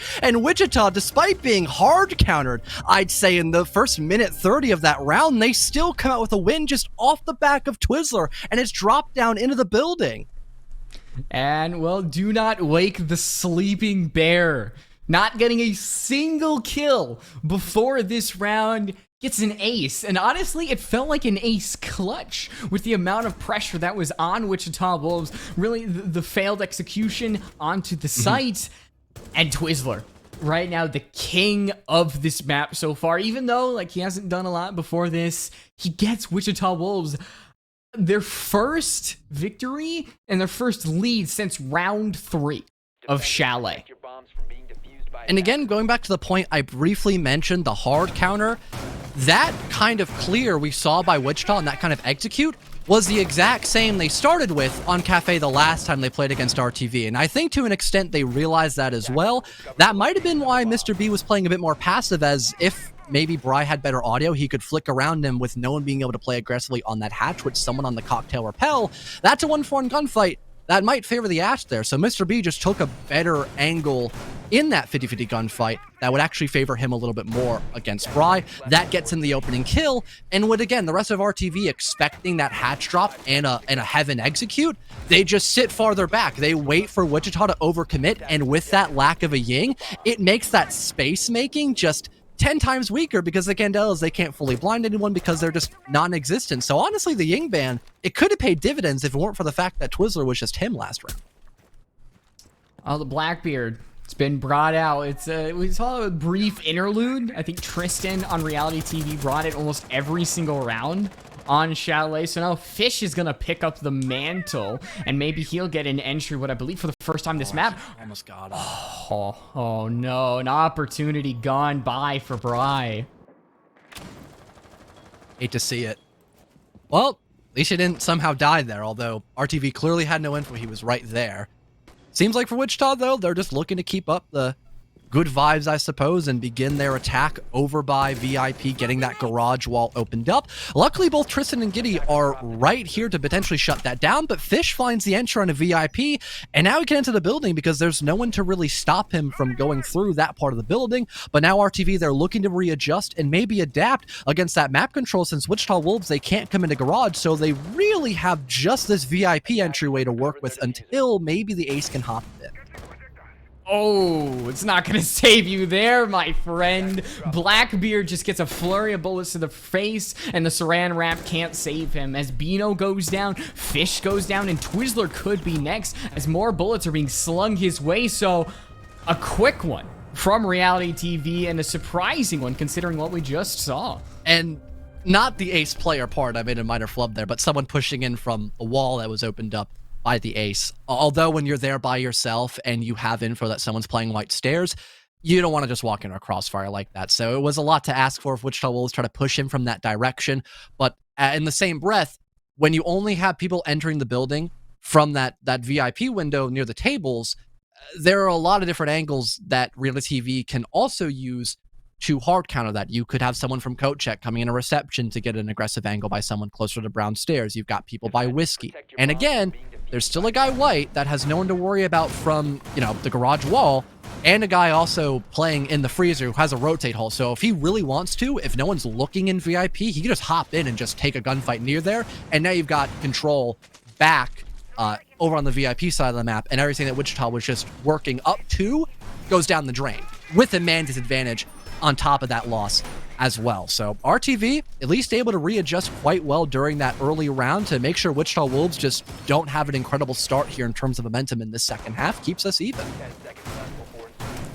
Kind of feels like Wichita Wolves right now being held a little bit together with duct tape and chicken wire, as they're still in this map, but so many rounds have been based off of a clutch attempt and being successful, or an individual player's performance. I think potentially round 6 on Reading could be the only one that it feels like Wichita really put a distance between them and Reality TV. So it's still so up in the air for this team. And I mean, another entry is going to happen if they're going to continue to put distance between them and Reality TV, which is something you constantly mention on Cafe. Hat needs to be careful because he has been caught out, and the smoke has died, I believe, in both of Wichita Wolves' attacks as the first death. So at least for RTV, they could have gotten away with a round win back in the 7th one if they had potentially just, I don't know, expected Twizzler to pop off. I guess that's really the best way to put it, because everything else was definitely accounted for by the defense, especially that initial lurk of someone by Wichita just creeping up from white and then trying to maybe get a bit of action over near that laundry hatch. With Wichita realizing that RTV are pretty aware of that, they're going to go for something completely new, trying to work their way from the red hatch, and Hat just glances up at it, and there's 3 guns looking right at him there and willing to challenge. You mentioned the value Hat could have with those toxic babes. Well, that's going to be pretty much zilch for round 9. Not even with the SMG-11 or just ADS. Hat in general. I mean, he's got 10 kills. Yeah, he's got 10 kills. But he just pulled something like that. Like, all right, well, you take the good with the bad in the end. So Hat went down, Mr. B went down. So I don't think it'll be a similar style of bar take from Wichita Wolves, as they're not desperately crawling inside the site, as they just can leisurely make their way here. Yes, now Giddy falls. So, I mean, Tristan and Valor have to hold this site for 60 seconds up against a fully stacked Wichita Wolves roster. And Tristan, it actually restarts the counter on the frag. He barely avoids that, but on the other side, you lose your ace, but that's really not going to be the worst thing in the world considering the disparity between you and RTV. Tristan kind of boxed off now, just hiding by Freezer, but with that castle barricade up, he does have a little bit of safety in that position, and now Valor, concerned about a play by White, looking to get aggressive. He needs to win a 1 here to keep things close. Oh, that Tristan wins 1. Are we going to see the engagement on White? Stairs go the way of RealityTV. We don't. Valor looks away, and Tristan, it looks away in the end there too. So Wichita Wolves, I mean, their attack has been probably miles above anything we've seen from them so far. So they get ever closer to map point. Wouldn't be surprised if we see a timeout soon by RTV. Probably not in this round. I mean, obviously, they would have called it much earlier if that were the case, but I feel like a lot of that round had to do with just giving away 2 picks in the span of 10 seconds between the two. You had Hat just looking up Red Hatch. For what reason, I don't know. He was getting a little frisky. He was feeling himself in the second half. You know, it happens, and then he dies. But now you have no stall or any kind of major denial for when the red drop happens. So now the process of working in and like clearing out Pixel, for example, it becomes a lot more straightforward with Wichita Wolves. But I don't even think that was just the major way that they ended up winning that round. They just had a bunch of picks overall to keep pushing back RTV. Now it's just Valor and Tristan. I mentioned Tristan's kind of boxed off inside a freezer. Sure, he has a lot of cover, but he's also not in a position to refrag Valor. So it's just 2 separate defenders just trying to win their separate 1-for-1s, and Wichita Wolves just have so many bodies to throw at the defenders, and with them having to worry about so many sightlines, it's only a matter of time before they most likely die, which is exactly what happens. So Wichita playing with their numbers really well is a good sign, but will RealityTV try to, you know, push that button and continue to be up in Wichita Wolves' faces when it's not favoring them? That might change. You know what's really exciting to see, at least in this map, everybody has 5 kills or more. I mean, Wichita Wolves, a disparity between 7 kills and 6 kills. Everybody is really getting a piece of the pie in this map. Everybody's getting their time in the sun. So that's how you kind of know that you are in for a good map, a good series, one would hope, because of how equal everybody seems to be on the playing field. Right now, Hat is really that main character. Currently, if we ignore the previous round, he's 10-5, a little bit above anybody on RealityTV and Wichita Wolves. And if he can hold Pixel really stalwartly, then that can be something that Wichita Wolves will have a frustrating time dealing with. I mean, he's got loads of utility. I believe at least 1 or 2 ADSs stacked up in advanced, a deployable shield to follow up, and then over time he's going to recharge more and more magnets. So he can waste a lot of time in that one position, and at least with Wichita Wolves' idea of attacking, they're probably going to want to get some vertical down, so they'd like to get Piano cleared out before venturing over into Bar. The drone followed up by Rye. They know there's at least 1 player in that vicinity, and with someone maybe getting that rappel, maybe that could allow Giddy to hop out, but I believe a Claymore was placed, so that could be a huge blunder if Giddy decides to commit. Interesting to note, Soulless is not banned, but we have not seen a Soulless anywhere on this map. It seems like this is just one of those maps where it's probably not as prevalent on, doesn't have that impact. So the Claymore should not get spotted out. Oh, Bino's Rotero almost takes out the Bulletproof, but it's shot at the last second. So either they're going to have to dedicate some frag grenades, maybe put some more Roteros over there, even though that would be a risk. There's a lot of information that Wichita Wolves truly don't know is on them, and it is going to rear its head. A shot onto Bino, and Bry answers right back onto a kill with Hat. It's another one of opening death for him. But Bry, even though he's essentially on 2 health, he takes Mr. B down to the grave with Hat. Still, though, having Giddy alive, there it is, the C4, the info, the cardiac sensor finds the major kill for RTV, and they still keep us tied up with only 30 seconds to work that vertical and try to execute. There's Fish with one, Twizzler secures another. That leaves only Tristan in a 1v3, but can he clutch up? Can he clutch up? We've seen a lot of that today, John. The drone does not spot the information, or at least Wichita Wolves are doing an Oscar-worthy performance with their drone, but they don't. It was true, and now Diffuser has to get inside the site and has to be put down. Otherwise, Tristan will take us to max regulation. Twizzler is over by reading area. I think it's Tristan. He slinks up inside of Dining. Fish gets caught away, and now a true 1v1. And Tristan just walks forward, walks away with a 4K, and walks away, most importantly, with the Reality TV round. And the timing for Fish once again. He had info. There was a yellow ping. They knew Tristan was rotating inside of Train, but then he looked away to go above and play vertical. A major blunder for Wichita, as Tristan, someone we talked about back in the pre-show, having such a flashy performance, goes huge when needed most. Oh, that's just sour for Wichita. They really had that in the bag. They played so well, clearing out both Pixel and that top floor extension, but with the lack of time and lack of info, somehow the drone literally looked at Tristan earlier by pillar, somehow not spotting him. It gave away just one pick that led to a huge domino effect to keep us tied up.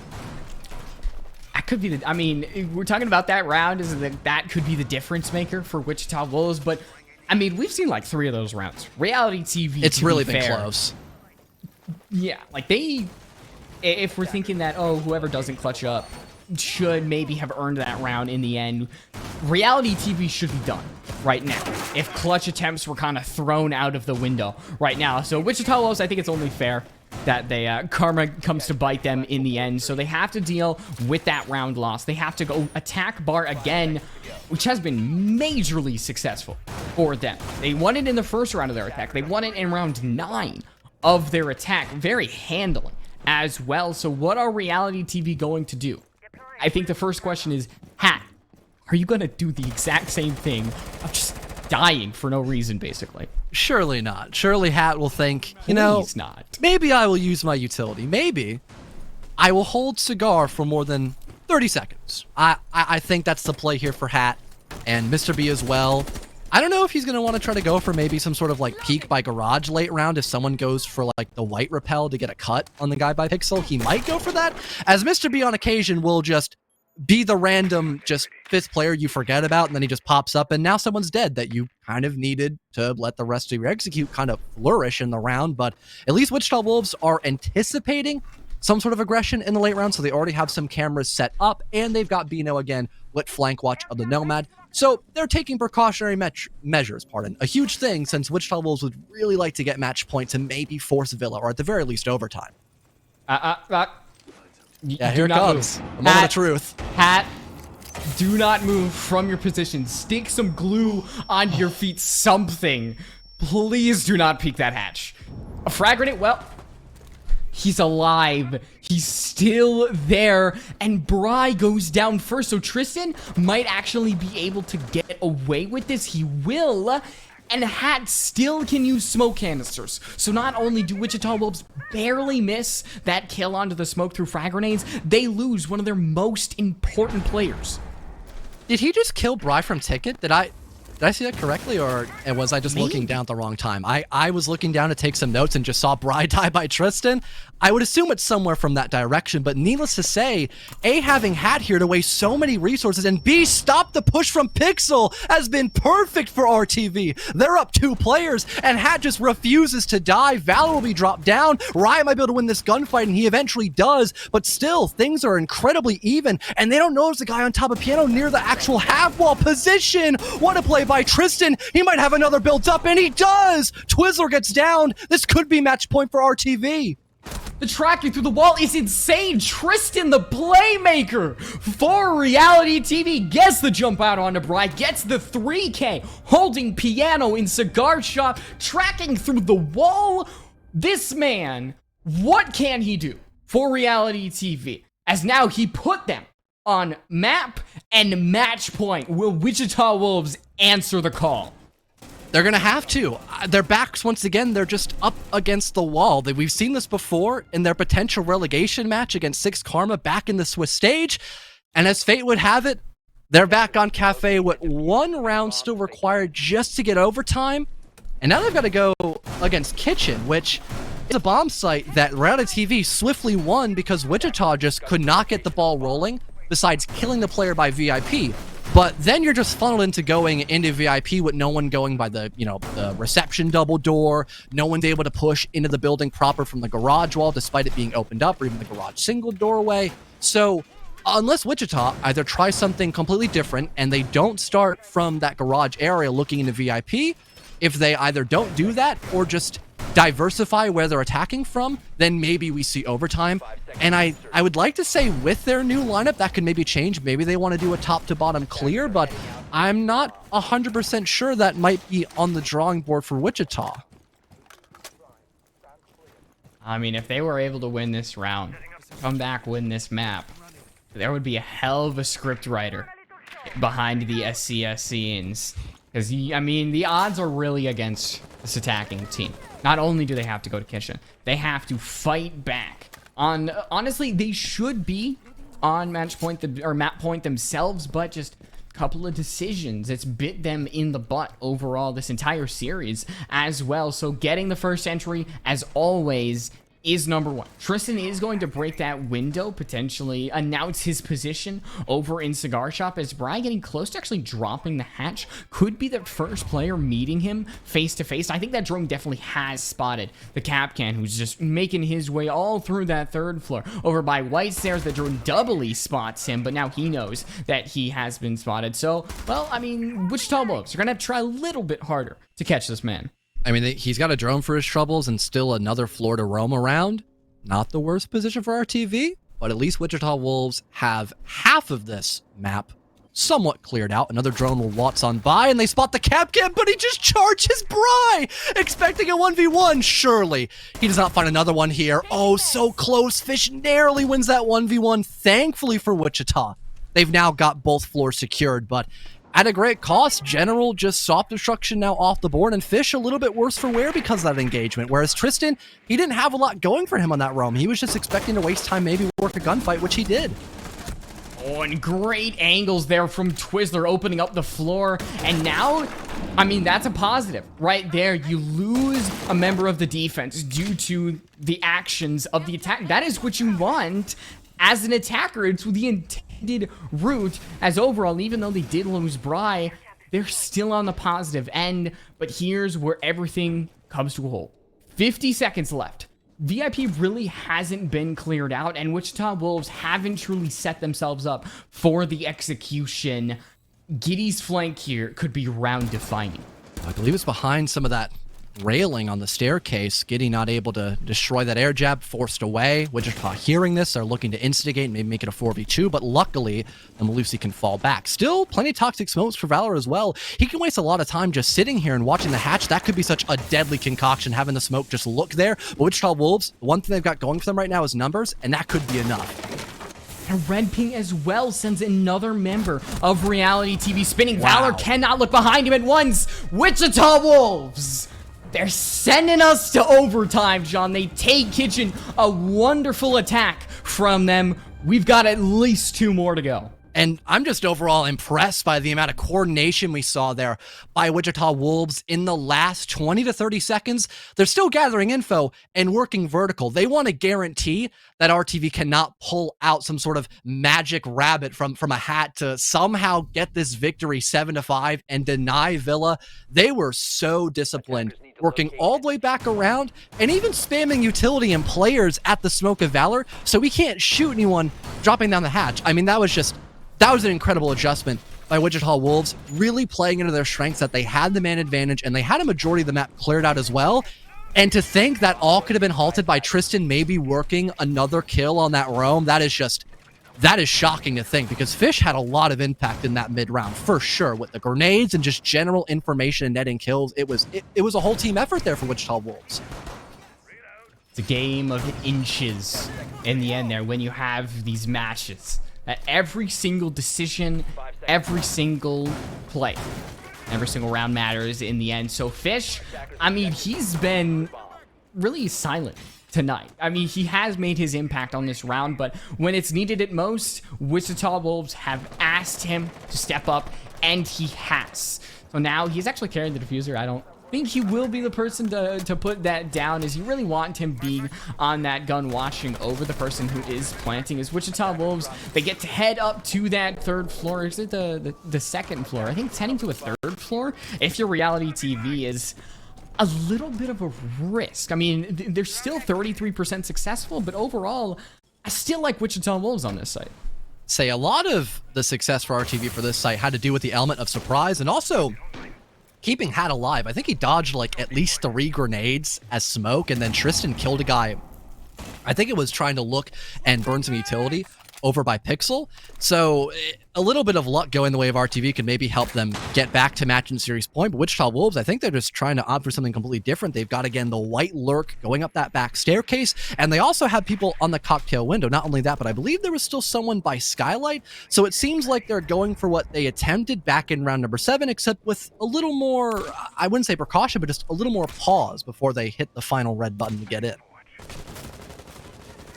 Now you got some on Pixel, you got one in Freeze, one over by Pallets. As Wichita Wolves, I mean, yeah, they've done this red hatch, I think all 3 times before, but Fish gets us rolling. He hasn't done much on the entry, but like I said, when Wichita Wolves need him, he performs. Takes out a member of the defense, and now with the time remaining on the clock, that should be enough for Wichita Wolves to worm their way upstairs and start a true execution. And the fact that Hat really can't assist so far over by Cocktail or White Stairs has been huge. It's just leaving one less player in this equation here for Wichita, and less utility that RTV can use to maybe stop that execute from going down when, again, they try to drop down the Skylight, hop in through White Stairs, and maybe have someone on that cocktail window. Valor, the super shorty, I mean, it doesn't have the range of the Mossberg, but if you try, you might get it. He actually chooses not to engage, and now Bry will head up the White Stairs, just does a little pre-fire, and now Wichita Wolves, they get a kill. Can they get more than that? 1 player remaining before they put themselves on overtime match point. Tristan over in Cigar, he has put up numbers in this match. He can't even get one. A flawless for Wichita Wolves, and they're 1 round away from sending us to Villa. Now with them as well going on the defense, things could maybe take a turn for the better, but I would assume it'd have to be a bomb site pick of either Reading Room or Mining. With the lackluster performance on both Kitchen and Bar, yeah, that just seemed like a dead giveaway. RTV, sure, they made it close on a couple of these bomb sites, but for Wichita Wolves more specifically, at least they're able to hold down the fort and deny those executes. One thing that I was going to mention, if it hadn't been a major play by RTV just to swing into Reading Room doorway when they were trying to initially start from Fireplace, the reason why they didn't commit to that Fireplace execute the first time this site was in play was the fact that Twizzler was expecting a Fireplace execute, so he was setting up mid-round to make sure that no one could just walk in for free once that single wall gets opened up, allowing someone to maybe plant near that bomb chassis, for example. So long as Wichita Wolves can stay on their toes and again have a roughly speaking successful top floor extension, because people like Bino, for example, and even Bry playing on that top floor, netting 1 kill or 2 and just wasting time against RTV, that has been enough to tip the tide in their favor again when they're focusing more on that anchor position in the last 30 to 40 seconds. You know what I just realized, John? We haven't seen a timeout from either of these teams. Yeah. At least on Cafe, I mean, at least it's like both. I know that Wichita Wolves was maybe spread a little thin as we kind of went from the split. And now Reality TV, I mean, even going up 6-5, I mean, I think just maybe none of these teams really benefit from that in the end, at least right now. So far, this could be the final round of this second map before we go to a third map. This would be the first playoff series to go to a third map, so it would be an exciting one nonetheless, as we've seen from both of these teams. Big statement for Wichita as well to claw back on their opponent's map pick and overall keep things, again, still pretty competitive against RTV and make some of those 50-50 rounds just still favor them in the coin flip, so to speak, on how they play. RTV so far just now starting to enter into the building. A drone waltzes past Bry, so he gets located, but he'll just play back behind the shield. No one's cleared that out just yet. And again, RTV just taking a slower approach to this clear could be a major problem with how many obstacles Wichita are going to be throwing their way. But in a couple seconds, you're going to start seeing RTV begin to maybe clear that shield, or at the very least just hold down a longer angle to make sure someone can get in a fireplace. But Tristan, that potential creep up did not work out whatsoever. He finds that kill into Riot. It's a whole new ballgame. Nobody else is on site. So, I mean, Wichita Wolves fans, thank your lucky stars. Tristan did not hit that, because 80% of the time, he will. As Bry actually does spot just a little fraction of the head, but just like Tristan, he can't get what would be a gold mine. But there is Tristan.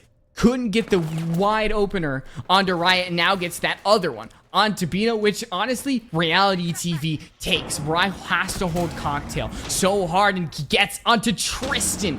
Backs up into Cocktail. Does he have any assistance, or is it going to be him against the world? They actually draw the hatch. It's not him that dies, it's Twizzler. So Wichita Wolves, they're working, they're bandaged and barely breathing right now, fellow, and Bry barely getting away. It's just seconds away from RealityTV dominating here. Yeah, such a nasty angle by Valor, almost netting him a second, but again, with Bry alive and Riot having those dock stims, he's able to get healed all the way back up. But again, with this vertical working down, maybe RTV can work another pick, or at the very least, just keep Wichita Wolves at a safe distance for them to maybe get the plant down. I would assume from reading, because there's still someone over by Fireplace just sitting quite comfortably, that being Riot.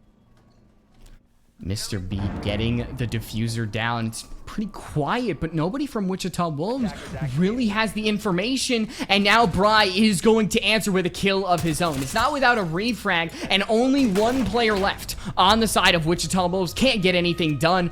We are going to max overtime. Wichita Wolves have to get it done on the attack, or they're going home. RTV as well, not 100% sure if they were aware of it, but Wichita Wolves having no denial for that plant, just having Mr. B commit and forcing someone to take a direct gunfight, that was the right call to make, because with Mr. B again confirming that plant, sure, he died afterwards, but the coverage that RTV had established once the diffuser had gone down was more than enough to make sure Wichita Wolves couldn't comfortably just head back into the bomb site and maybe start pressuring that disable. You had someone on a window rappel to make sure no one could walk back up white stairs to deny the vertical player. You had someone, that being your main vert guy of Sledge, I think that was Hat specifically, he was playing over by Heaven to make sure no one could rotate around him from Pillar. He kills that guy.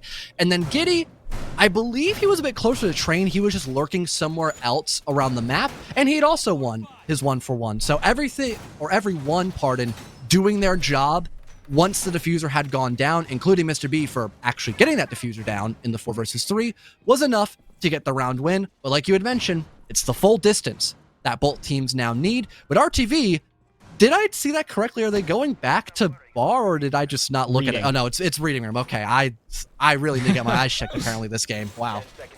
No, I would be questioning the decision if they definitely went to bar. But I mean, reading, we've only seen it, I think, one time from RealityTV. That other one was Wichita Wolves just going there, but RealityTV, it was the Tristan clutch where Wichita Wolves kind of gave it away at the end there, and was probably the one that ensured that we would probably be going to overtime. So I mean, they have one option to correct the mistakes of past, and it is going to be in the next 2 minutes and 30 seconds. Entries have really been the storyteller in this one. Whenever Wichita Wolves have been able to get that opener, they've really been able to spiral themselves towards a round victory, but they cannot be the first people to die in the end here. Say, Tristan specifically on the entry has been one of the more effective players for either side in map number 2. I believe he's won like 3 out of the 6 so far in the past couple of rounds. I believe it's obviously more than 6 rounds now with overtime being calculated in, but he's been pretty effective so far in the overall second half, as Lisa Alibi and the other operators, he's been running the route this defensive half. Wichita Wolves still looking to gather a bit more intel before eventually dropping down, and again dealing with that same pixel extension and cocktail extension that we have seen several times by both teams now in map number 2. But so far, at least RTV, they're still gathering a boatload of information that Wichita Wolves are committing to that pixel extension. And maybe if someone hops in, maybe Giddy could work a C4 kill as well, like he did last time the site was in. I think Fish could have the info. Yeah, he might know. Yeah, they seem to be aiming generally toward him, so maybe they're not trying to go for him. They still know he's there. Bry is actually moving forward. Does anybody from Reality TV have the information? A good shot from Bry. It just breaks open the can of worms that Reality TV might have to deal with. If we go to a map 3, it's not Valor, but Hat is still your secondary fragger. Right now in the corner, a frag grenade could have sailed on through. It doesn't do much, but the fact that Giddy is still on that second floor, still giving the information, is always something we have to keep on the top of our minds. You really have to worry about that clash again between Fish and Giddy, like we've both mentioned. Now with Vertical starting to go down, if Giddy could potentially deny that, this could be huge, but Tristan as well. He found a kill on Bry. He just walk up the back stairs. There's Giddy as well to C4, and now RTV with 40 seconds left. They've got back the advantage. It pushes forward, cannot catch somebody on the drop, but now Bino makes it a 3v3 with 30 seconds left. Vertical play has been huge for Wichita Rules. We saw the impact it had on the on the kitchen site. Doesn't find anything so far, but Tristan is down. No clutch opportunity for him here. Giddy still having that heart monitor, cannot bring it out, cannot give that information because he needs to be ready to take an engagement. And now Wichita Wolves send themselves inside of the site. Proximity arm will confirm that. Bino finds the kill, and one more Wichita Wolves need to get the kill onto Mr. B, and who cannot hit the shots, has to reload, and one bullet, one round, 30 seconds. Wichita Wolves have between them and a third map. And it seems that Reality TV, maybe they were playing with their food, but it seems they were having just a little bit too much of a fun time, because in the end, it's Wichita Wolves who should get the kill, should get the map. We're going to Village on. Well-needed round like we've both talked about here for Wichita, and Bino specifically doing a fantastic job on the coverage at the very end. Not even allowing Mr. B to hop back through Fireplace to get into the opposing bomb site and maybe kill the planter with, I don't think it was Vertical, but still having someone close by near that reading room doorway to also provide coverage. That was just a huge round altogether for the Nomad, not only passively denying the flank that was attempted by RTV a couple of times, but also just being there as a consistent trade player. Whenever you saw someone like Giddy working a kill, you had Valor then falling across the map by the hand of Bino, like I'd mentioned. He was also utilizing some of that verticality to net a few picks on top of that too, giving more room for Wichita to get in the bomb site and set the diffuser down. And although Giddy's Nitro Cell was perfectly fine, he got a kill on someone trying to work, again, that vertical coverage, maybe just saving it to stop the plant from going down. That might have been a better option. You know, having the hindsight as us commentators, sure, we can just say that, you know, just do whatever we want with that. But, you know, in the heat of the moment, you're probably not thinking that. You're just looking to get a kill, slow down the momentum that Wichita's building up. And the C4, for a time, it did exactly that. So I can't really fault Giddy for doing that. But with the overall lack of other, you know, plant denial that RTV had, maybe it would have been better to save it or just have some other operator to help with that said plant denial, besides maybe getting Vertical off of a flank. But I mean, to see Wichita Wolves like make all these really good plays, have all these really good rounds, and then lose it at the end, that'd be a heartbreaker. At some point, Yeah. you kind of want to root for the underdog, because Wichita Wolves are potentially the biggest underdog. I mean, I can't think of any of the other matchups, that are this one-sided. Even the ones that are done are probably not this one-sided when it comes to stats, when it comes to previous records. So Wichita Wolves, they get one more opportunity to change the script. Honestly, put SCS on its head and take out one of the teams in SI closed quals.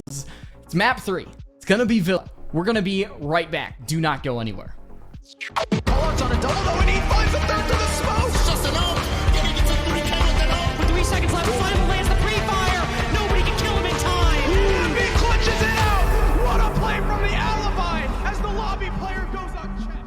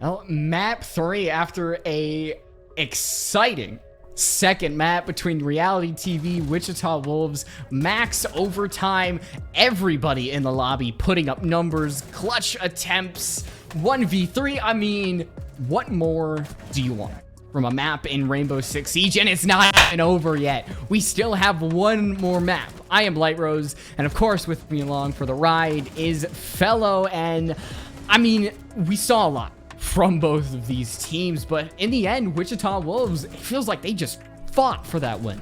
It just felt like they were overall playing more disciplined, especially on that second half. Sure, you had a couple of pop-off rounds like Twizzler, for example, earlier in the game where he got that ace, and that was, eventually over time, a very impactful round with the game being so close. But even when Wichita Wolves messed up, like we saw here in this Tristan, 1v3 clutch, they weren't really doing the wrong thing. They had info that Tristan's rotating. They assume maybe he's double backed perhaps, and they're trying to play above for vertical during a 2v1 post plant. Didn't really seem like a bad idea. They're trying to play off of the advantages that they have and that they've gathered during the mid to early round and make sure that RTV can't work that back in their favor at all. Last round specifically was a great example of that too. Bino playing quite consistently for trades, killing one of the more impactful players of Hat, who was, or actually no, it was Valor on that very last round who was on smoke. But Valor dying on smoke, that was the only set of denial that RTV still had in those last 30 to 40 seconds. With Bino consistently finding trades on the smoke, and not only that, but Tristan as well, who was the top contender for RTV in map number 2. It set the ball in their court basically, and they kind of ran away with it, so to speak, getting that 8-7 win and now getting a chance here on Villa. But stats overall, I mean, some of them are really shocking. Like Tristan 5-0 on entry. I mean, he was showing up. He wanted that win. The passion was there. Literally just all right, I'm gonna be 100 with you guys. That was not my fault. That was all. But I mean, Tristan, it's 5-0 on the entry. Couldn't, I think, get it in some of those last dying rounds. Bry as well was another player that was always there. He wasn't like Fish, where it's like when the cards are stacked against Wichita Wolves, that's when he starts to emerge. He's always that big playmaker. You actually saw in one of the replays in that last overtime round, he got that first kill that Wichita Wolves really needed. So now, I mean, you and I were talking about it a little bit. Fish, in that first round, he was a little quiet. In that second map, he was, so-so. I mean, most of Wichita Wolves were a little bit above average, but nobody really absolutely jumped out like Tristan. If he has his LeBron game, I'm quoting you, I think Wichita Wolves walk away with the victory. And this is one of the maps that, in theory, will favor both teams pretty well. Hence why they wanted this map to be a decider. They're both comfortable on it. It's pretty default. So if it ends up going here, it's roughly an even playing field. But like you mentioned, Fish more specifically, yeah, he's got to go big. I could imagine he's going to want to have a lot of elaborate roams, potentially with maybe being underneath, for example, being on that Solus, unless you might see RTV banning it, perhaps. But that would be mostly it. First bans coming out so far, just Noke and Dokkaebi, and then followed up on Izami. But again, RTV, they might want to ban the Solus. It's the Dokkaebi. It's the deadly duo of the advance. So Dokkaebi is gone, and we've seen those two bans in every single map. So still we got a Solus, still we got a Mira, and Kaid has kind of dropped off the face of the earth when it comes to bans. Izami has kind of taken his place because I think she's a little bit more of a playmaker than somebody like Kaid. Well, starting out, Aviator and games for Reality TV. The Ying is an option, but also in general, a lot of utility is normally dished out when going for this bomb site, so that could probably be the reason why Hat wants to bring out the Warden.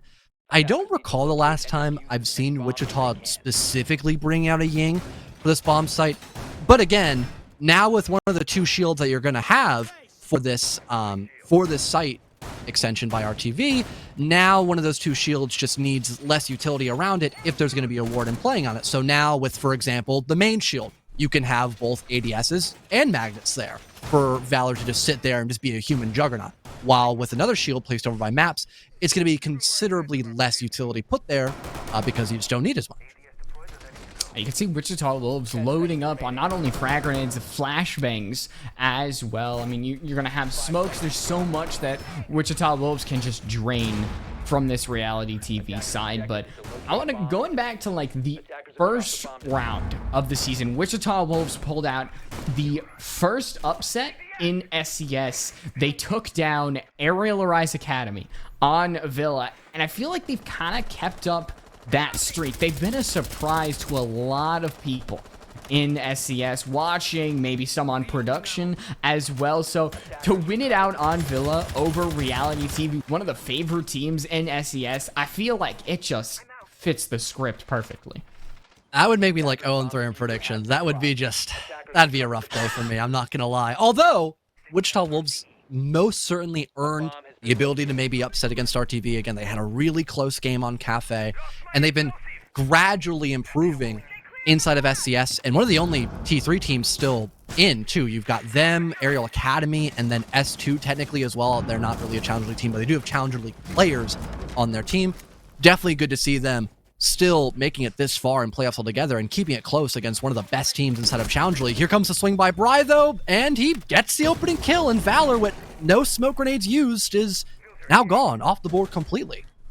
I don't know what it is about this series, but the smokes getting taken down early. We saw Valor do it sometimes. We saw Hat do it as well on Reality TV, but Bry, he is not doing anything in between maps. He is back to his old self, finding that kill. Unfortunately, Fish not winning that gunfight against Giddy, as the bodies of Wichita Wolves will now try to centralize around these main stairs, maybe work their way up, because it is an important part of the attack, as Bry's frag grenades aren't really getting anything through the floor. Maybe it finds a hole, but so far it is still Reality TV with equal footing. The map control that they have is going to be the most important thing. A triple swing from Wichita Wolves might be the difference here. I don't 1v1, a nice Italian countryside view. As we look in the kill feed, see Mr. B get a kill with the most zoomed in lens I've ever seen in my life. I'm so disappointed Rainbow Six didn't give us a look at that. It's okay. They made up for it. So they troll our observer by forcing him off the player perspective, and then they zoom in for him for the recap of the kill count. I mean, you couldn't ask for a more polished game, simply put it. But RTV, I guess, just mirror matching Wichita Wolves' aggression from main stairs. And I don't recall if there was a guy over by study, but it really did seem like for Wichita they were putting all of their eggs into that single basket of main stairs. And when Reality TV acknowledged that, they just kind of stepped up to the plate. They continued to trade against Wichita Wolves. And I think more specifically Giddy, just at the very least trying to reclaim main stairs and not giving it up for free once Bry had won that open engagement against Valor. I think that was a good step in the right direction, as now more effort has to be put by Wichita Wolves to get back main stairs control, and it kind of forced them to overcommit to that position, which again, RTV, they accordingly punished for that. 10 seconds left before insertion. So Wichita Wolves, they get the opener, can't get the finisher, even though it was very, very close. I do like that triple swing, that coordination that we've kind of seen Wichita Wolves slowly evolve, slowly kind of hone their skills. And I don't know if it is Bino and Riot behind the scenes learning the craft of IGLing, but something is working for this team, and they couldn't get it done in the first round. It is going to be plays like that the coordinated triple swing will net them rounds. Well, I don't know if it'd really be so much trying to, relearn everything from Bino. He's been around for a long time, but again, we made this point before. Significant difference between, Bino trying to IGL and then JJ, for example. And again, even having the comfort of that too, it definitely seems for Wichita, they're growing more with having Bino as that main caller and also having Fish as well to carry his weight a substantial amount in terms of the kill department. So at least it's been good for the most part. But yeah, that triple main walk up definitely caught me by surprise. Not so much RTV, but this beginning of a clear from Master over seems pretty standard. And so far, no one's began to work down in that first floor, which could maybe give a lot of opportunities for Tristan to hard counter this execute. There's a lot of area for Wichita Wolves to work with. Bry inside the bathroom, he's not really facing much pressure. He doesn't really need to, as there's a lot of safe map control that Wichita Wolves can take a lot of time for them to gain information. So far, we're not really in the thick of things to say. As so far, it's still Wichita Wolves trying to set up their attack, potentially finding out the roamers. I mean, they spot the Solus, but what can they do about it? They've really dedicated themselves to this top floor take. They eventually had someone trying to gather info on that first floor, and Fish just catch one and a second one, rotating from 90, almost a quadra kill for the Iana, or pardon the Ash, my mistake, but still, a big mistake found and capitalized on by Wichita Wolves. Bry is able to eliminate Valor as well, and that leaves only Tristan trying to retake this top floor, and Air Jab will blast him back, buying more time for Wichita, and now, it's a full commitment here by Tristan to try to retake. It seems like he's rotating all the way back around towards red, but no, I was incorrect. It's still an Ashura walk-up, but Bry is there to greet him directly from the bomb site, playing behind the shield, and a good call and readjustment made by Wichita grants them a major round win against RTV. Hey, you said the Yana because we've been saying Bry's name so much tonight. It's a surprise to see Fish finally insert himself into the narrative, get Wichita Wolves a amazing opener 3, almost 4, but more than enough to really give them the sight, get down that diffuser, and put Wichita Wolves on the board. So RealityTV actually not going for trophy again, opting for that kitchen side and going for operators that indicate that they might want to hold that top floor area, as well as having Mr. B underneath, potentially having Tristan as the Solus underneath to indicate truly where some of these drones will be, or some of these air jabs could be as well. But I mean, air jabs, whether or not they'll be in play, that's up to Bino. I was going to say, I liked the, at least, flirtation of maybe bringing out the IQ, because again, for dining room, at least for RTV, they love to bring out the pulse. It's almost like a comfort pick for RTV when they go to that bomb site. We saw him played back in map 2, so it only makes sense they're going to want to repeat that heading into Villa, a more impactful map now that they need this win to advance against playoffs and go against OXG, pardon. But also having Tristan still on the Solus. We saw Solus play just a round ago, so at the very least, you're expecting the more viable operator to be in play, but now it's a 2-for-1 deal for Fish, because now he hard counters 2 operators, theoretically speaking. So a lot of power in that wrist, little flick of the wrist that Fish can do, but it's also about timing it right. Can he catch Mr. B on his heart monitor? Can he catch Tristan using that Specio scanner and convey that to RealityTV? When JJ was on this team, we actually saw him get on the IQ, and I hate to say he didn't find success on it a lot of times, trying to directly counter the posts. He would take on fights himself, and that's always something that you always risk. It's always going to come with risk, because Pulse, he's got that explosive. He can give off that information for Valor to potentially bring up a C4. So always trying to engage that Pulse and engage the Solus as well is going to be dangerous, as Bino puts that nice shot in Chen, and it was a nice shot for sure. I really can't fault that. I mean, Tristan had info there was a guy bore window, goes for a pixel angle, and then just shuts down the ISO player. Real unfortunate for Wichita there. It seems like they're not all two-phased. They're still gathering info, still taking that top floor, but now that there isn't as much of a pressure point on that top floor, Mr. B can actually get a bit more aggressive. He ends up killing Twizzler as well, so that vertical presence is definitely lowered. There's still breaching charges for both Fish and Riot, but the Sledgehammer, that was your main vertical presence for sure. So now this entire process is going to be slowed down tenfold, and they're still down 2 players. Don't forget that point too. I mean, Mr. B doesn't even really need a pulse scanner anymore, because the information that RealityTV has is more than enough. Bry, though, always cannot count him out. He's only able to get 1, though, before Giddy just stops him where he stands. It's not over for Wichita Wolves. We have seen them absolutely come back, and Fish just worms his way into the site, hides behind that chassis, and now with the assistance of Riot, could take the site, potentially put down that diffuser, and win the round. How things have changed, my friends, but it's going to have to be just a little bit before we get there, because Riot and Fish, they're still trying to set up that execution. Not fully confident, but now they will. Riot doesn't actually spot the diffuser, doesn't have the angle, and will be able to put that diffuser down. So now RealityTV find themselves going for a post-plan situation that they really didn't think they would find themselves in. Riot looking at the hatch, there's nobody on RealityTV over there. 1, 2, are inside the site. Does Wichita Wolves have that knowledge? I don't know if they do, but they have to realize it sooner than later. The drone being shot will now truly give that information as Giddy hops on that defuse. He's halfway through. Right, just peeks. No one looks his way, and Wichita Wolves steal that round away from their opponents. In a game of Ring Around the Rosie in those final moments of the round, we saw RTV acknowledging that there's still someone up above that they could maybe catch before they hop down, or at the very least utilize the Solus scanner to stop a play if they have info.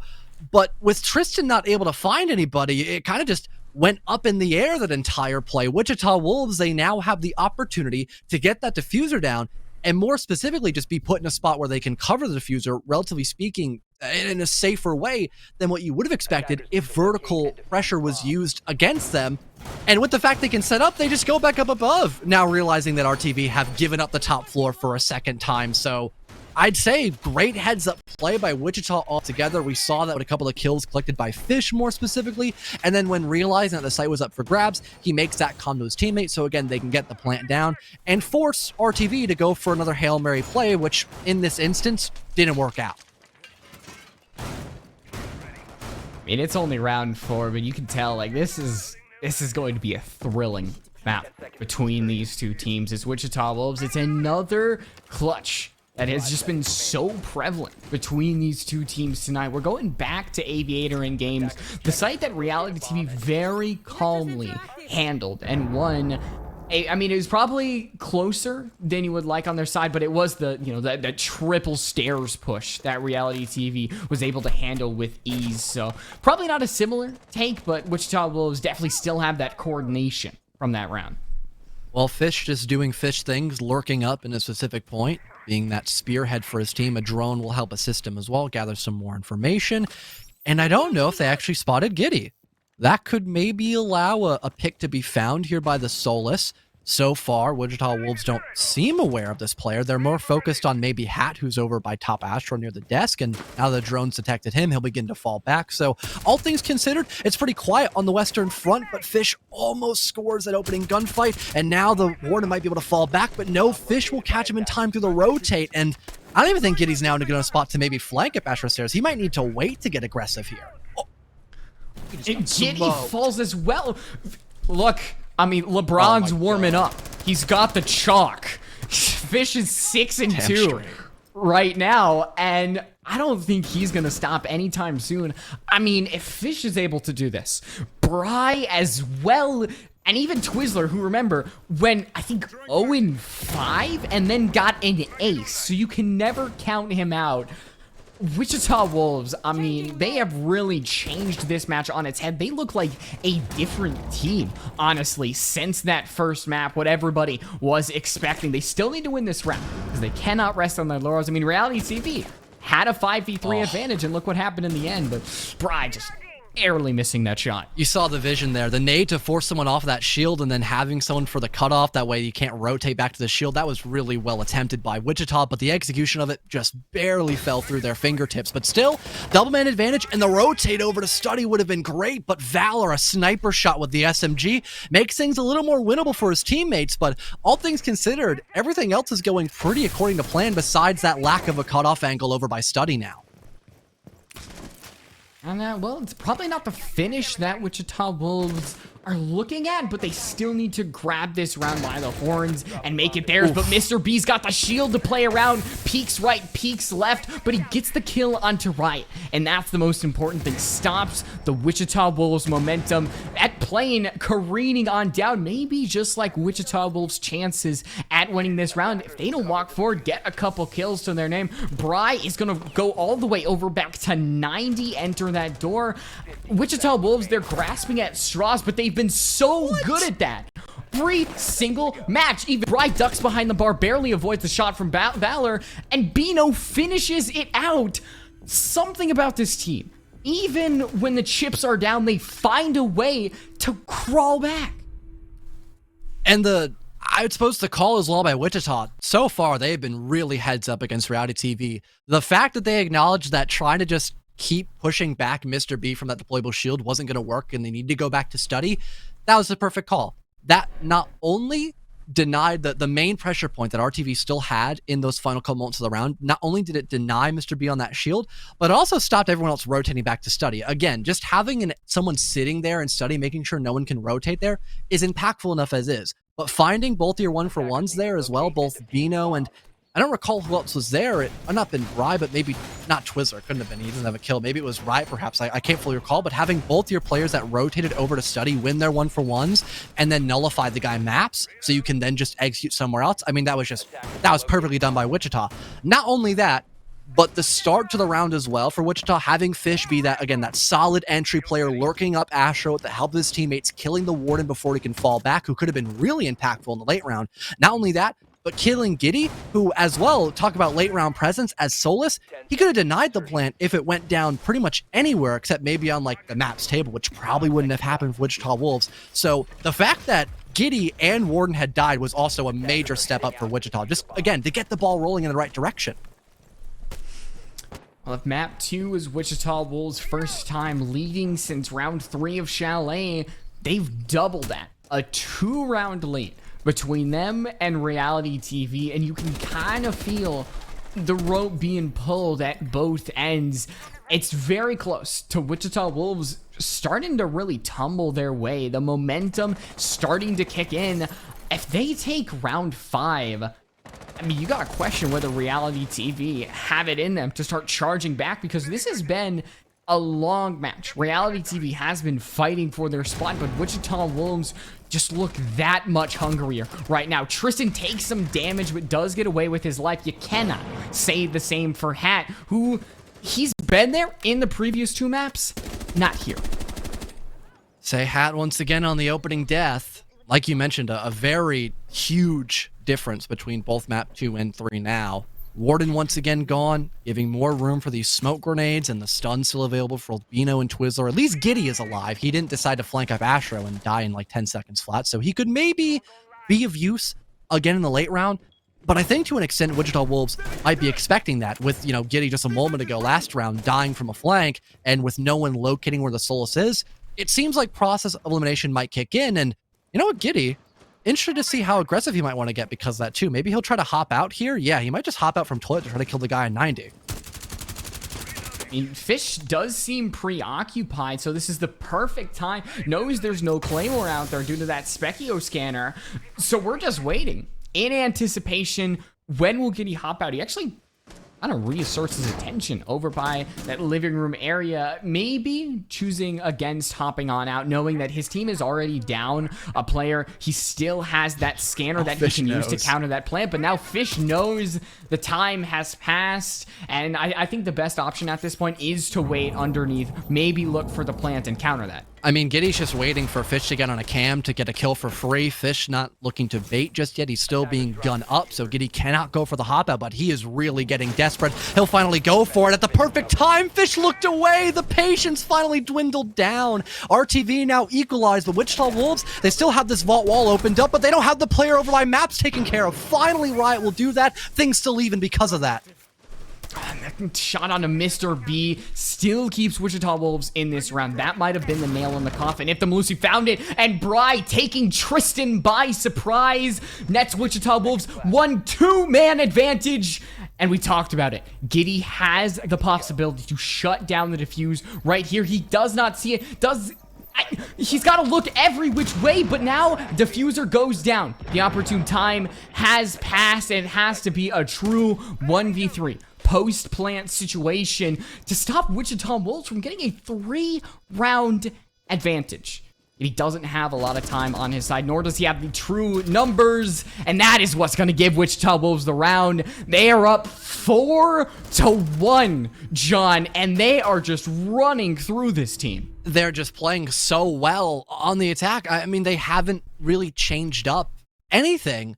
And RTV kind of falling under the same pattern of that, yet they're the ones in the back seat. You still see the almost exact same clear by Wichita Wolves, where they start with a master over clear, get someone over by Astro as well, and then they kill Hat. He can't fall back quickly enough. And honestly, even just breaking a drone or two and then just falling back down into like Ivy, for example, might just be the better call if you are not hitting your shots. Trying to just go in a single file line from Trophy into 90, it just seems so risky. especially when someone can just hold a cutoff angle playing by Boar. I am really shocked that Hat didn't want to try to go for something a little different there, or just not even extend that deeply on Warden at all, with how impactful, again, you can be in the mid round to stop a lot of that util that Wichita Wolves is going to have for their execute. Not only that, but it did still seem like Giddy was heavily suppressed in that round. Sure, he found 1 kill on Fish, but they had already done their job. The wall and vault got opened up, and at that point, it's just Toxic Babes and maybe like 1 or 2 guns that can stop Wichita Wolves from entering from either vault or just somewhere else in the bomb site. And with Wichita Wolves still, again, having a plethora of utility, that nade tossed out by bookshelves, that kills a guy. And now it's just, you're slowly dwindling away at the options that RTV has in those 20 seconds or so. And with the adjustment made as well by Wichita Wolves, again, they've been really on the fly with how they're playing and their executes, making sure they go in the opposing bomb site. They don't just plant like default and play into the hands of Giddy. That, again, forces him to do another 1vx retake where he's not in a position to retake effectively at all. I think this has been one of the first timeouts that we've seen, and appropriately called by RealityTV. The only question is it too late? You've let Wichita Wolves go on a 4-round streak. I guess better late than never, but a 4-2 is the best RealityTV can do. And at this point, if they want to try to take us to overtime, I think that's the only option you have. You let Wichita Wolves go up 5-1 with the way that they are playing. You cannot count on a comeback to take you all the way to overtime and then max overtime to win you the series. It is going to be a hard-fought battle if we're going to see RealityTV start to work their way back into the spotlight. Otherwise, I mean, Wichita Wolves, the entry is there, the numbers are there late game, the way that they're playing around each other, and the decision-making is probably that most important thing. Giving props to Bino, and a little bit to Riot as well. I know that at least that's what we were told when Tanner and I were, is that Bino and Riot are doing a little bit of co-IGLing. They've got a lot of props on their side.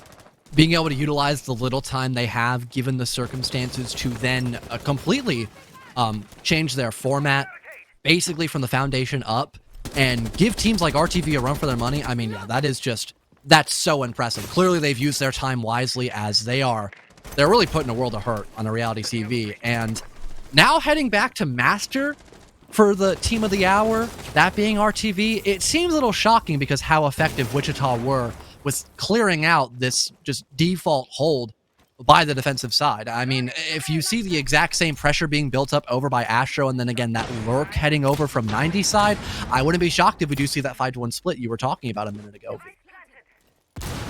That shield does get destroyed, so now you're not going to see Hat hold that angle. If Fish took a little bit of damage for Wichita Wolves, who are currently 4-1 on entries. The only one they lost was round 3, the kitchen comeback that they were able to steal away from RealityTV. So overall, I mean, the narrative has just been dominated by Wichita Wolves in the early game with the entries that they've been able to get. And of course, we talked about the end game. Valor takes a little bit of damage. He cannot be the first to die. Smoke is so important in the late game, and that is something that RealityTV have struggled with in recent. So your Smoke needs to stay alive. Wichita Wolves still just setting up over from the Master side. They had Fish for a moment over by Boar, and with that potential threat looming over Giddy, he's not going to walk past that window, just holding a very long angle with that 1.5 optic. And I believe now for Fish, he's fully rotated elsewhere, obviously speaking, but the question definitely has to be where. Bri just hops in, no Gemini needed, but apparently it was, as Hat just shuts him down, and no one can trade because of the help of that Toxic Babe. And finally, we figure out where Fish is. He's trying to lurk up Astro stairs with the help of maybe the Ace and Bino, all coordinating to maybe push anyone back that would be over near the desk, but so far, that area seems pretty vacant. Good use of information and positioning from RealityTV, as they kind of left Brian in a very uncomfortable position. There wasn't much he could do, but there's Bino with the direct answer onto Hat. And now Astro, as that smoke dissipates, should belong to Wichita Wolves. There are no more smoke canisters. There's one C4 in Mr. B's pocket, but that's going to have to do a lot of the talking for RealityTV. Maybe the Mossberg up on Astro will be the answer of RealityTV. Unfortunately, Valor not having the quick reflexes he needs in that position, but Tristan all the way back over by this lounge area. He's got the position to be a 1v2, but Bino knows his exact position. And now that the diffuser is down, the pressure continues to mount up against this Reality TV side. A 5-to-1/2 is really in the cards here, as Tristan can't look both ways at once, and that's where Wichita Wolves can do. A pinch happens. Wichita Wolves 5-to-1. John. And all those rounds being in a row, too. I mean, I think that's the real statement here. In general, at a 5-1 split, that's impressive. You're on the attacking half on, I wouldn't say like a defender-sided map, but one that typically goes, 3-3 a majority of times. Having a complete difference maker of rounds compared to a 3-3 half, I mean, that is just phenomenal for Wichita. Now they need to win like 2 default sites or just win Aviator twice in a row, and then they win the whole game because of that. So they're in a very comfortable position because how well they did in the attack. But also the way they found that success was, again, just punishing RTV for just, simple mistakes. Like someone like Hat, for example, overextending. Now he's dead, and someone might have to work for a trade. But Wichita are expecting those trades to happen against RTV. They are like perfectly countering the play style that RTV likes to go for, which is just working picks mid-round and waiting for someone to be isolated. I don't think we've seen a lot of positions where someone is like genuinely isolated in that first half besides Fish when he's initially like roam clearing as your lurk player. But even then, he's got a drone in front of him. So it's like he has info, he knows what to expect. And then 30 seconds later, when he's done clearing out that potential threat, now he's got 2 people, for example, on Astro Window Repel and then Master Bathroom, all pushing the guy out of Astro. So it's like they really aren't leaving any weak links for RTV to catch. So just the general team play, the overlying coordination and just style that Wichita Wolves are going for, it's been magnificent against RealityTV. And they haven't found a way to really counter it so far. There's a lot of plant denial for Wichita Wolves. They don't have the smoke, but they do have 3 C4s. They've got the Doyo in hand, so if they can waste a lot of time from Reality TV, if you can see Riot, I mean, Fish potentially might be offsite as well. If they can just chip away at this attack, waste a lot of frags from Tristan as well, you could really see this attack start to sputter in that last couple seconds when the execute has to go down. As so far, it is still the information phase for Reality TV. Knowing where these roamers are going to be pivotal for, when it comes to actually engage them, as Fish does have a great angle. Unfortunately, the recoil isn't going to help him there, as it only just does a little easy-weensy bit of damage onto Hat. Close call there for sure. Got to commend the attempt, as if Hat were to die, that is a lot of utility off the board for breaking at least the one main shield that you have for Bry, and you'd probably want to save some of those nades to burn through a lot of the Goyo packs as well, not so much the deployable shield available. So good thing Hat is alive to help do his job, as at least your ranged soft destructor, not so much just even having Valor here available as hard breach. Minute 30 goes by. At least you're getting a bit of control over by 90, but RealityTV are still just taking their sweet time and really hoping that no one can try to find some sort of nasty opener. And just as I mentioned it happens. Fish just swings on a Valor and instantly he's dropped dead. And I don't even think he opened up anything with those Selmas too. Oh, the frag grenade from Tristan blows up Riot, blows up the Goyo canister. So a good equalizer, but it's not everything that Reality TV needs to fully push onto the site. They do clear a lot of this landing area, but I mean, with the amount of time on the clock, with still the C4s that are in the pocket of Wichita Wolves, 20 more seconds are going to be drained off the clock with that Goyo canister, and there's a black mirror looking over maps, looking over default.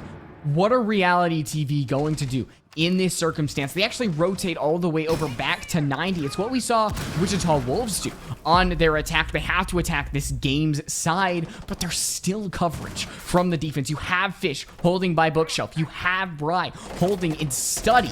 And if Reality TV cannot win their ones, well, they'll just be dead in the water. But Mr. B close a little bit of that questioning with a kill of his own. Unfortunately, Giddy cannot say the same on the main stairs. And now with seconds left, there's only 2 Reality TV members. 1 Reality TV member who just walks straight into sight, doesn't have diffuser, has to find 2 kills. And Wichita Wolves, you could just run at this rate. Bino, scram, get out of the sight. Either way, it's a Wichita Wolves victory. They are on map in match point, John. And the Mira pick as well, it really flustered RTV. They just were not expecting that to be a factor, I suppose. Either that or they just didn't have Giddy in the right place to bring out the Twitch drones to help deal with them, because RTV, they had no one playing on the first floor, so they can't get vertical against the Mira windows. And with Mira almost never in play on this map, they probably just weren't expecting her to be brought out, and they might have just not caught her on a drone during prep phase because they might have been fearing for a Solus pick, which Wichita Wolves frequents. With a gigantic map like Villa, you could imagine Solus would be played. So with that lack of info, I could assume RTV just weren't able to deal with the mirror effectively, and also the general positions that they were trying to hold. If you have that black mirror window just looking at the skull doorway, there's no chance. You have a snowball's chance in hell of trying to get that diffuser down, especially with all the util that Wichita still had in those, final moments of the round. So they had to rotate over into 90 to try to go in through bar to directly counter the mirror window.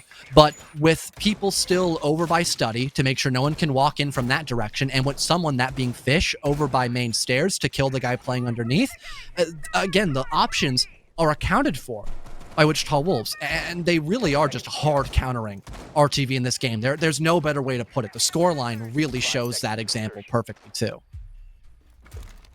I expected like a similar style in of map 2 as map 3, because 6-1 potentially like 7-1. Please no. I think they shot it. Okay. They did. That would have been at least 2 kills. For sure. That would have been the game. That would have been the game. Like the LeBron from the 3. I mean, it's not Fish, but you get it. Yeah. Still the same impact. That would have been icing on top of the cake. More salt in the wound too. That thankfully RTV, they catched in time, so they're still in the 5-on-5. But Wichita Wolves, I mentioned this earlier too, they had a genuine lack of aggression in some rounds, especially on Chalet, to deal with RTV getting so much map control. I feel like that problem has really been flipped around on its head and has now been used as an advantage for Wichita Wolves, where they either force RTV into just death trap positions where there are multiple people watching this area looking to crossfire and just make it a nightmare for RTV, or they up the ante. They double down on that aggression when RTV just are not expecting it. It really seems like Wichita Wolves have come fully prepared against RTV and are, again, just making it a nightmare for them to try to deal with Wichita. And RealityTV's chances of moving on to SCS might have flown away in the last map. They couldn't get the last overtime round, clinch it with a 2-0, and they might be heading home after today. But a lot of it comes down to RealityTV, how they play, and Valor right outside of the site catches Vino off guard. Gets actually flashed by his own Ying, so you're not going to see the execution happen now, but the kill onto Bino is already more than enough. Riot cannot get that engagement down, so now Valor, that's 3 for him, and RealityTV, this is what they needed.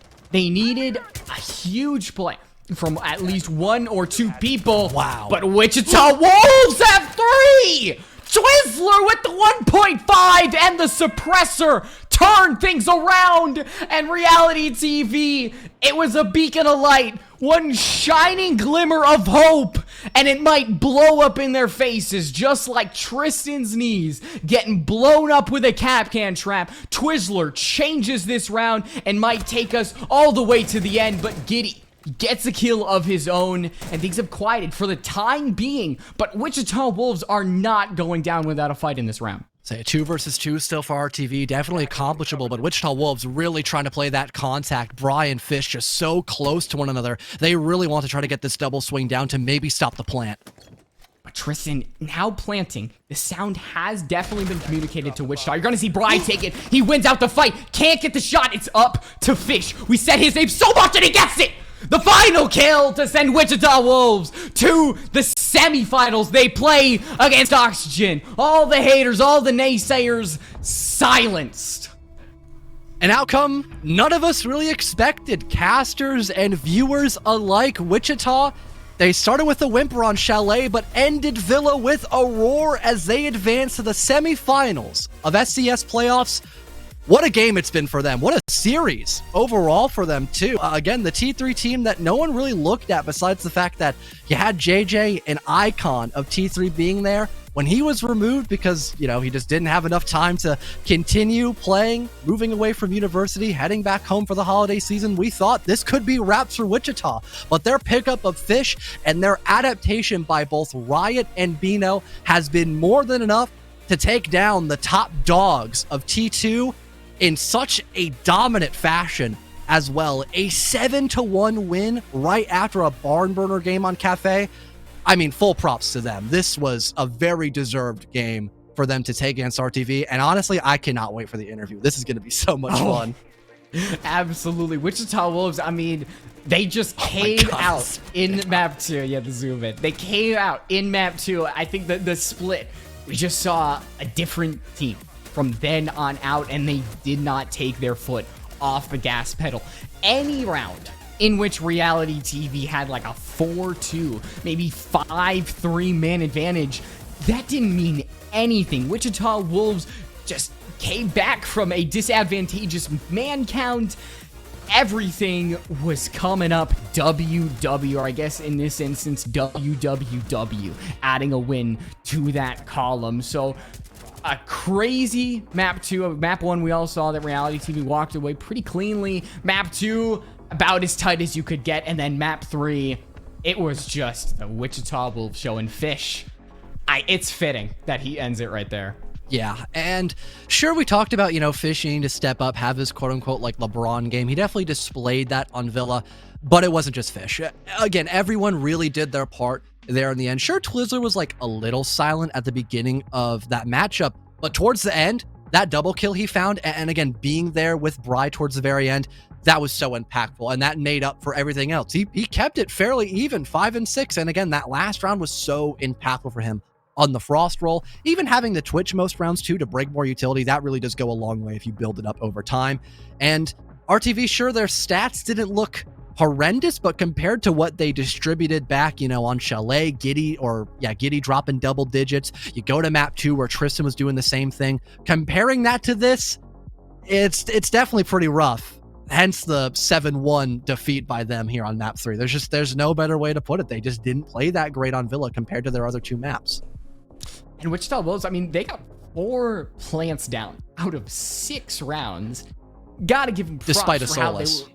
I mean, yeah, they were able to clear out a lot of the site, give them space, give them enough space to put that diffuser down up against RealityTV. And as well, I mean, you also saw Hat, who couldn't do as much in the third map compared to those first 2, but by no means was it an individual problem on RealityTV. They honestly, it looks like they just got outplayed by Wichita Wolves. And it's surprising considering, you know, what we talked about with RTV. I mean, hell, they have SLs as well to look forward to, but this is still definitely one that's going to sting. Yeah, that looks like they did their bookwork, pardon the minor stutter there, going into this best of 3, really passionate to get that win. And I think we have someone to talk to in a couple seconds as well. I know that we're getting someone ready for the interview in a couple moments, but looks like we're still getting that ready over on the technical side. I think it's Bino that we've got to talk to. So again, the person that we've been gassing up besides Fish, the new IGL on the block for Wichita, it'll definitely be good to try to poke at his brain and see what we can get out of it. And there we have it. We've got the interview fully set up. So now we can finally take a look at the, I suppose, what's the word I'm looking for here? The unbeknownst winners for this best 3 matchup. It's Bino. It's been a long time, man. How have you been? And we can't hear him. Well, good thing I flubbed up my intro interview for him. Oh, he left. All right, well, we're gonna have to and he's back. There we go. All right, Bino, it made up for, no, don't worry, you did me a huge solid there. I flubbed my intro, so we make up for it now. Bino, how does it feel to get a major upset? That's the word I was looking for, the upset against RTV today in that best of 3. Yeah, it feels amazing. I mean, honestly, like, we've got a bunch of talented guys on the team, so I'm not too surprised. RTV is an amazing opponent. Yeah, I'm just super stoked to be able to get the win today. Yeah, what can I say? kind of lost for Fair words. enough, man. Bit of adrenaline pumping after Yeah, getting yeah. that nice little comeback too. I can understand the stammering here. Myself, being a commentator, I can't really have the same excuse. But before we even talk about the map bans more specifically, just general, new additions, having Fish now instead of JJ, and you and Riot taking more of an IGL / like shot caller role. Do you think you had to go through a lot of growing pains just kind of in the moment before you were able to fully realize the potential you guys had against, Six Karma, for example, getting that upset win, and now RTV in playoffs? Yeah, totally. I mean, it's just a completely different system, right? So, I mean, especially for me, I would say today, especially, I was doing a lot of the majority of calling. So, I mean, it's the first for me. We're playing some of the best teams in like competition in NA right now. I would honestly say that RTV is like a PR caliber team as well. So, I mean, you're kind of thrown in the deep end, trying to IGL against these guys who have they have so many reps. They have I mean, it's hard to break them down, but I've got guys on my team like Fish, Fry, Twiz. I don't want to put all the credit on myself and Riot for calling, because those three players aren't silent. We kind of do everyone kind of sees a hole and you just call it. So yeah, I mean, I'm super stoked to get the win and just Say, in terms of map bans as well, were you expecting basically, if not a full repeat of what you had last time you guys were playing against RTV? Yeah, we were expecting the same thing. That's kind of what we wanted to bank on. We felt that we just kind of underperformed. I feel like on the first series, we just couldn't get going. We were still fresh with Fish, so we didn't have that many reps in of what we wanted to do, and we just felt confident in the fact that if we played similar maps, we would be able to kind of throw up more of a fight and just play better. We just didn't play as well as we wanted to in the previous series. And especially against Six Karma too. I know we played some of the maps against Six Karma, like Villa, on the decider. I think we lost our first map against Six Karma 7-3, which is we just played awful on it. But I mean, we're still confident. As you guys saw today, we ended up winning 7-1, which was pretty impressive. And I know RTV in their previous Yell stages was pretty confident on that map. So yeah. And starting out with map number 1, that definitely looked like a rocky start on Chalet. What was the big difference between how you guys were trying to play in Com, for example, on Chalet, compared to Cafe, where you kept things very close and you didn't really give a lot of advantages back the way of RTV, and then going into the bigger elephant in the room, that being, Villa, where you just stomped RTV? Yeah, I mean, to be honest, most of it's down to kind of just how you play as a 5. I would say first map, our comms weren't great. Our team play wasn't great. Making a lot of solo plays individually, which didn't benefit us. Sometimes you can get away with them on a map like Chalet. So, I mean, guys were just trying to play a little bit more individually. And after map 1, we just decided listen, we're not going to make any solo plays. Everything we do is either with a buddy or with as a team kind of. And yeah, it just pays off. So. Yeah, that was the main change. We just got our team coordination down, and the comms were much better. Yeah. Say, trying to take away, your win that you had today, now moving up against OXG, a Goliath of a team. You might not be expecting to win that one. I feel like that's a given, of course, not trying to downplay you guys after a huge win you had today. But I still feel like you take a lot of good out of going up against OXG in the few days to come. What are you looking forward to most when playing up against them now for semifinals? Yeah, I mean, huge opponent. Obviously, T1 team going to SI, which is kind of crazy for us. We're going to be super stoked to play them. We definitely will go down. We're not going to go down without a fighting chance, even if we go down. Obviously, we're going to be the huge underdogs, but I think we can pull through. Maybe we'll surprise some teams. Obviously, we'll look to see how they play, but yeah, at the end of the day, it's just going to come down to how we show up on the day, us 5. How we're playing as a team, that's really what's going to come down to, yeah. Well, hopefully the vibes can stay up along with some round wins as well going that way too. Bino, it's been a pleasure, and maybe, just maybe, in another world we can see you up at the interview screen once again if you win against OXG, but it's a lot going against you. But it was a pleasure talking to you. Hope you have a great night, man. Congrats on your win again. Cheers. Thank you, guys. Say, it has been a very long time since I've talked with Bino B, but it was definitely a good change of pace. I was expecting Lachlan today, but Wichita Wolves, again, they deserved having this interview and having this win to advance into semis, 110%. Oh, absolutely. And well, the stats, it's not really one or the other. It's about as even as you could get. I mean, even Tristan's 6-0 on the entry can probably be countered by Fish going 5-2. And even though Bry technically went +1, he still got 8 rounds where he got the opening kills, and that is definitely something to be stated. So overall, I mean, Wichita Wolves, the best way to look at how they were able to beat Reality TV, it's not through stats. It is through watching the changes that they made. And I think the best example, I'm trying to find the round, I think it might have been round 4 or round 5. On Aviator and Games, they encountered Mr. B behind the shield, and instead of just burrowing their head in this game, fighting an unwinnable situation, they rearranged themselves, go over to 90, go over to Study, walk away with the round victory. And even then, again, just to set up like before that, the prelude to that potential rotate and study, it was also very well done by Wichita Wolves. We talked about the opening engagements that they found, especially on map number 3. I mean, they were just hard countering Hat. He went 2-7 overall on entry because he just could not get anything done on Villa. And I am shocked that they kind of just kept hitting their head against the same wall, hoping for something different. We have talked about the bracket just a little bit, though, as well, to change the subject, V, and we'll bring it up once again. We talked about Wichita's matchup coming in soon against OXG, but across the pond of this bracket, we've got S2 versus Aerial Academy. That's the match that will be casted in just a little while after our break, of course. And then whoever wins that game will be playing up against Parabellum. So 2 David and Goliath storylines, essentially, because you have 2 separate Pro League teams going up against a T3 team each, either Aerial Academy or S2, depending on who wins that best of 3 as well. So we've got a pretty fun playoff bracket, if I say so myself. Oh, absolutely. And I mean, Wichita Wolves, we've said everything that's needed to be said. I know that they are going to want to continue people talking about them when they play up against Oxygen, so do not go anywhere. We still have one more matchup tonight. S2 versus Aerial Academy. Stick around. It's just going to be right around the corner. On a double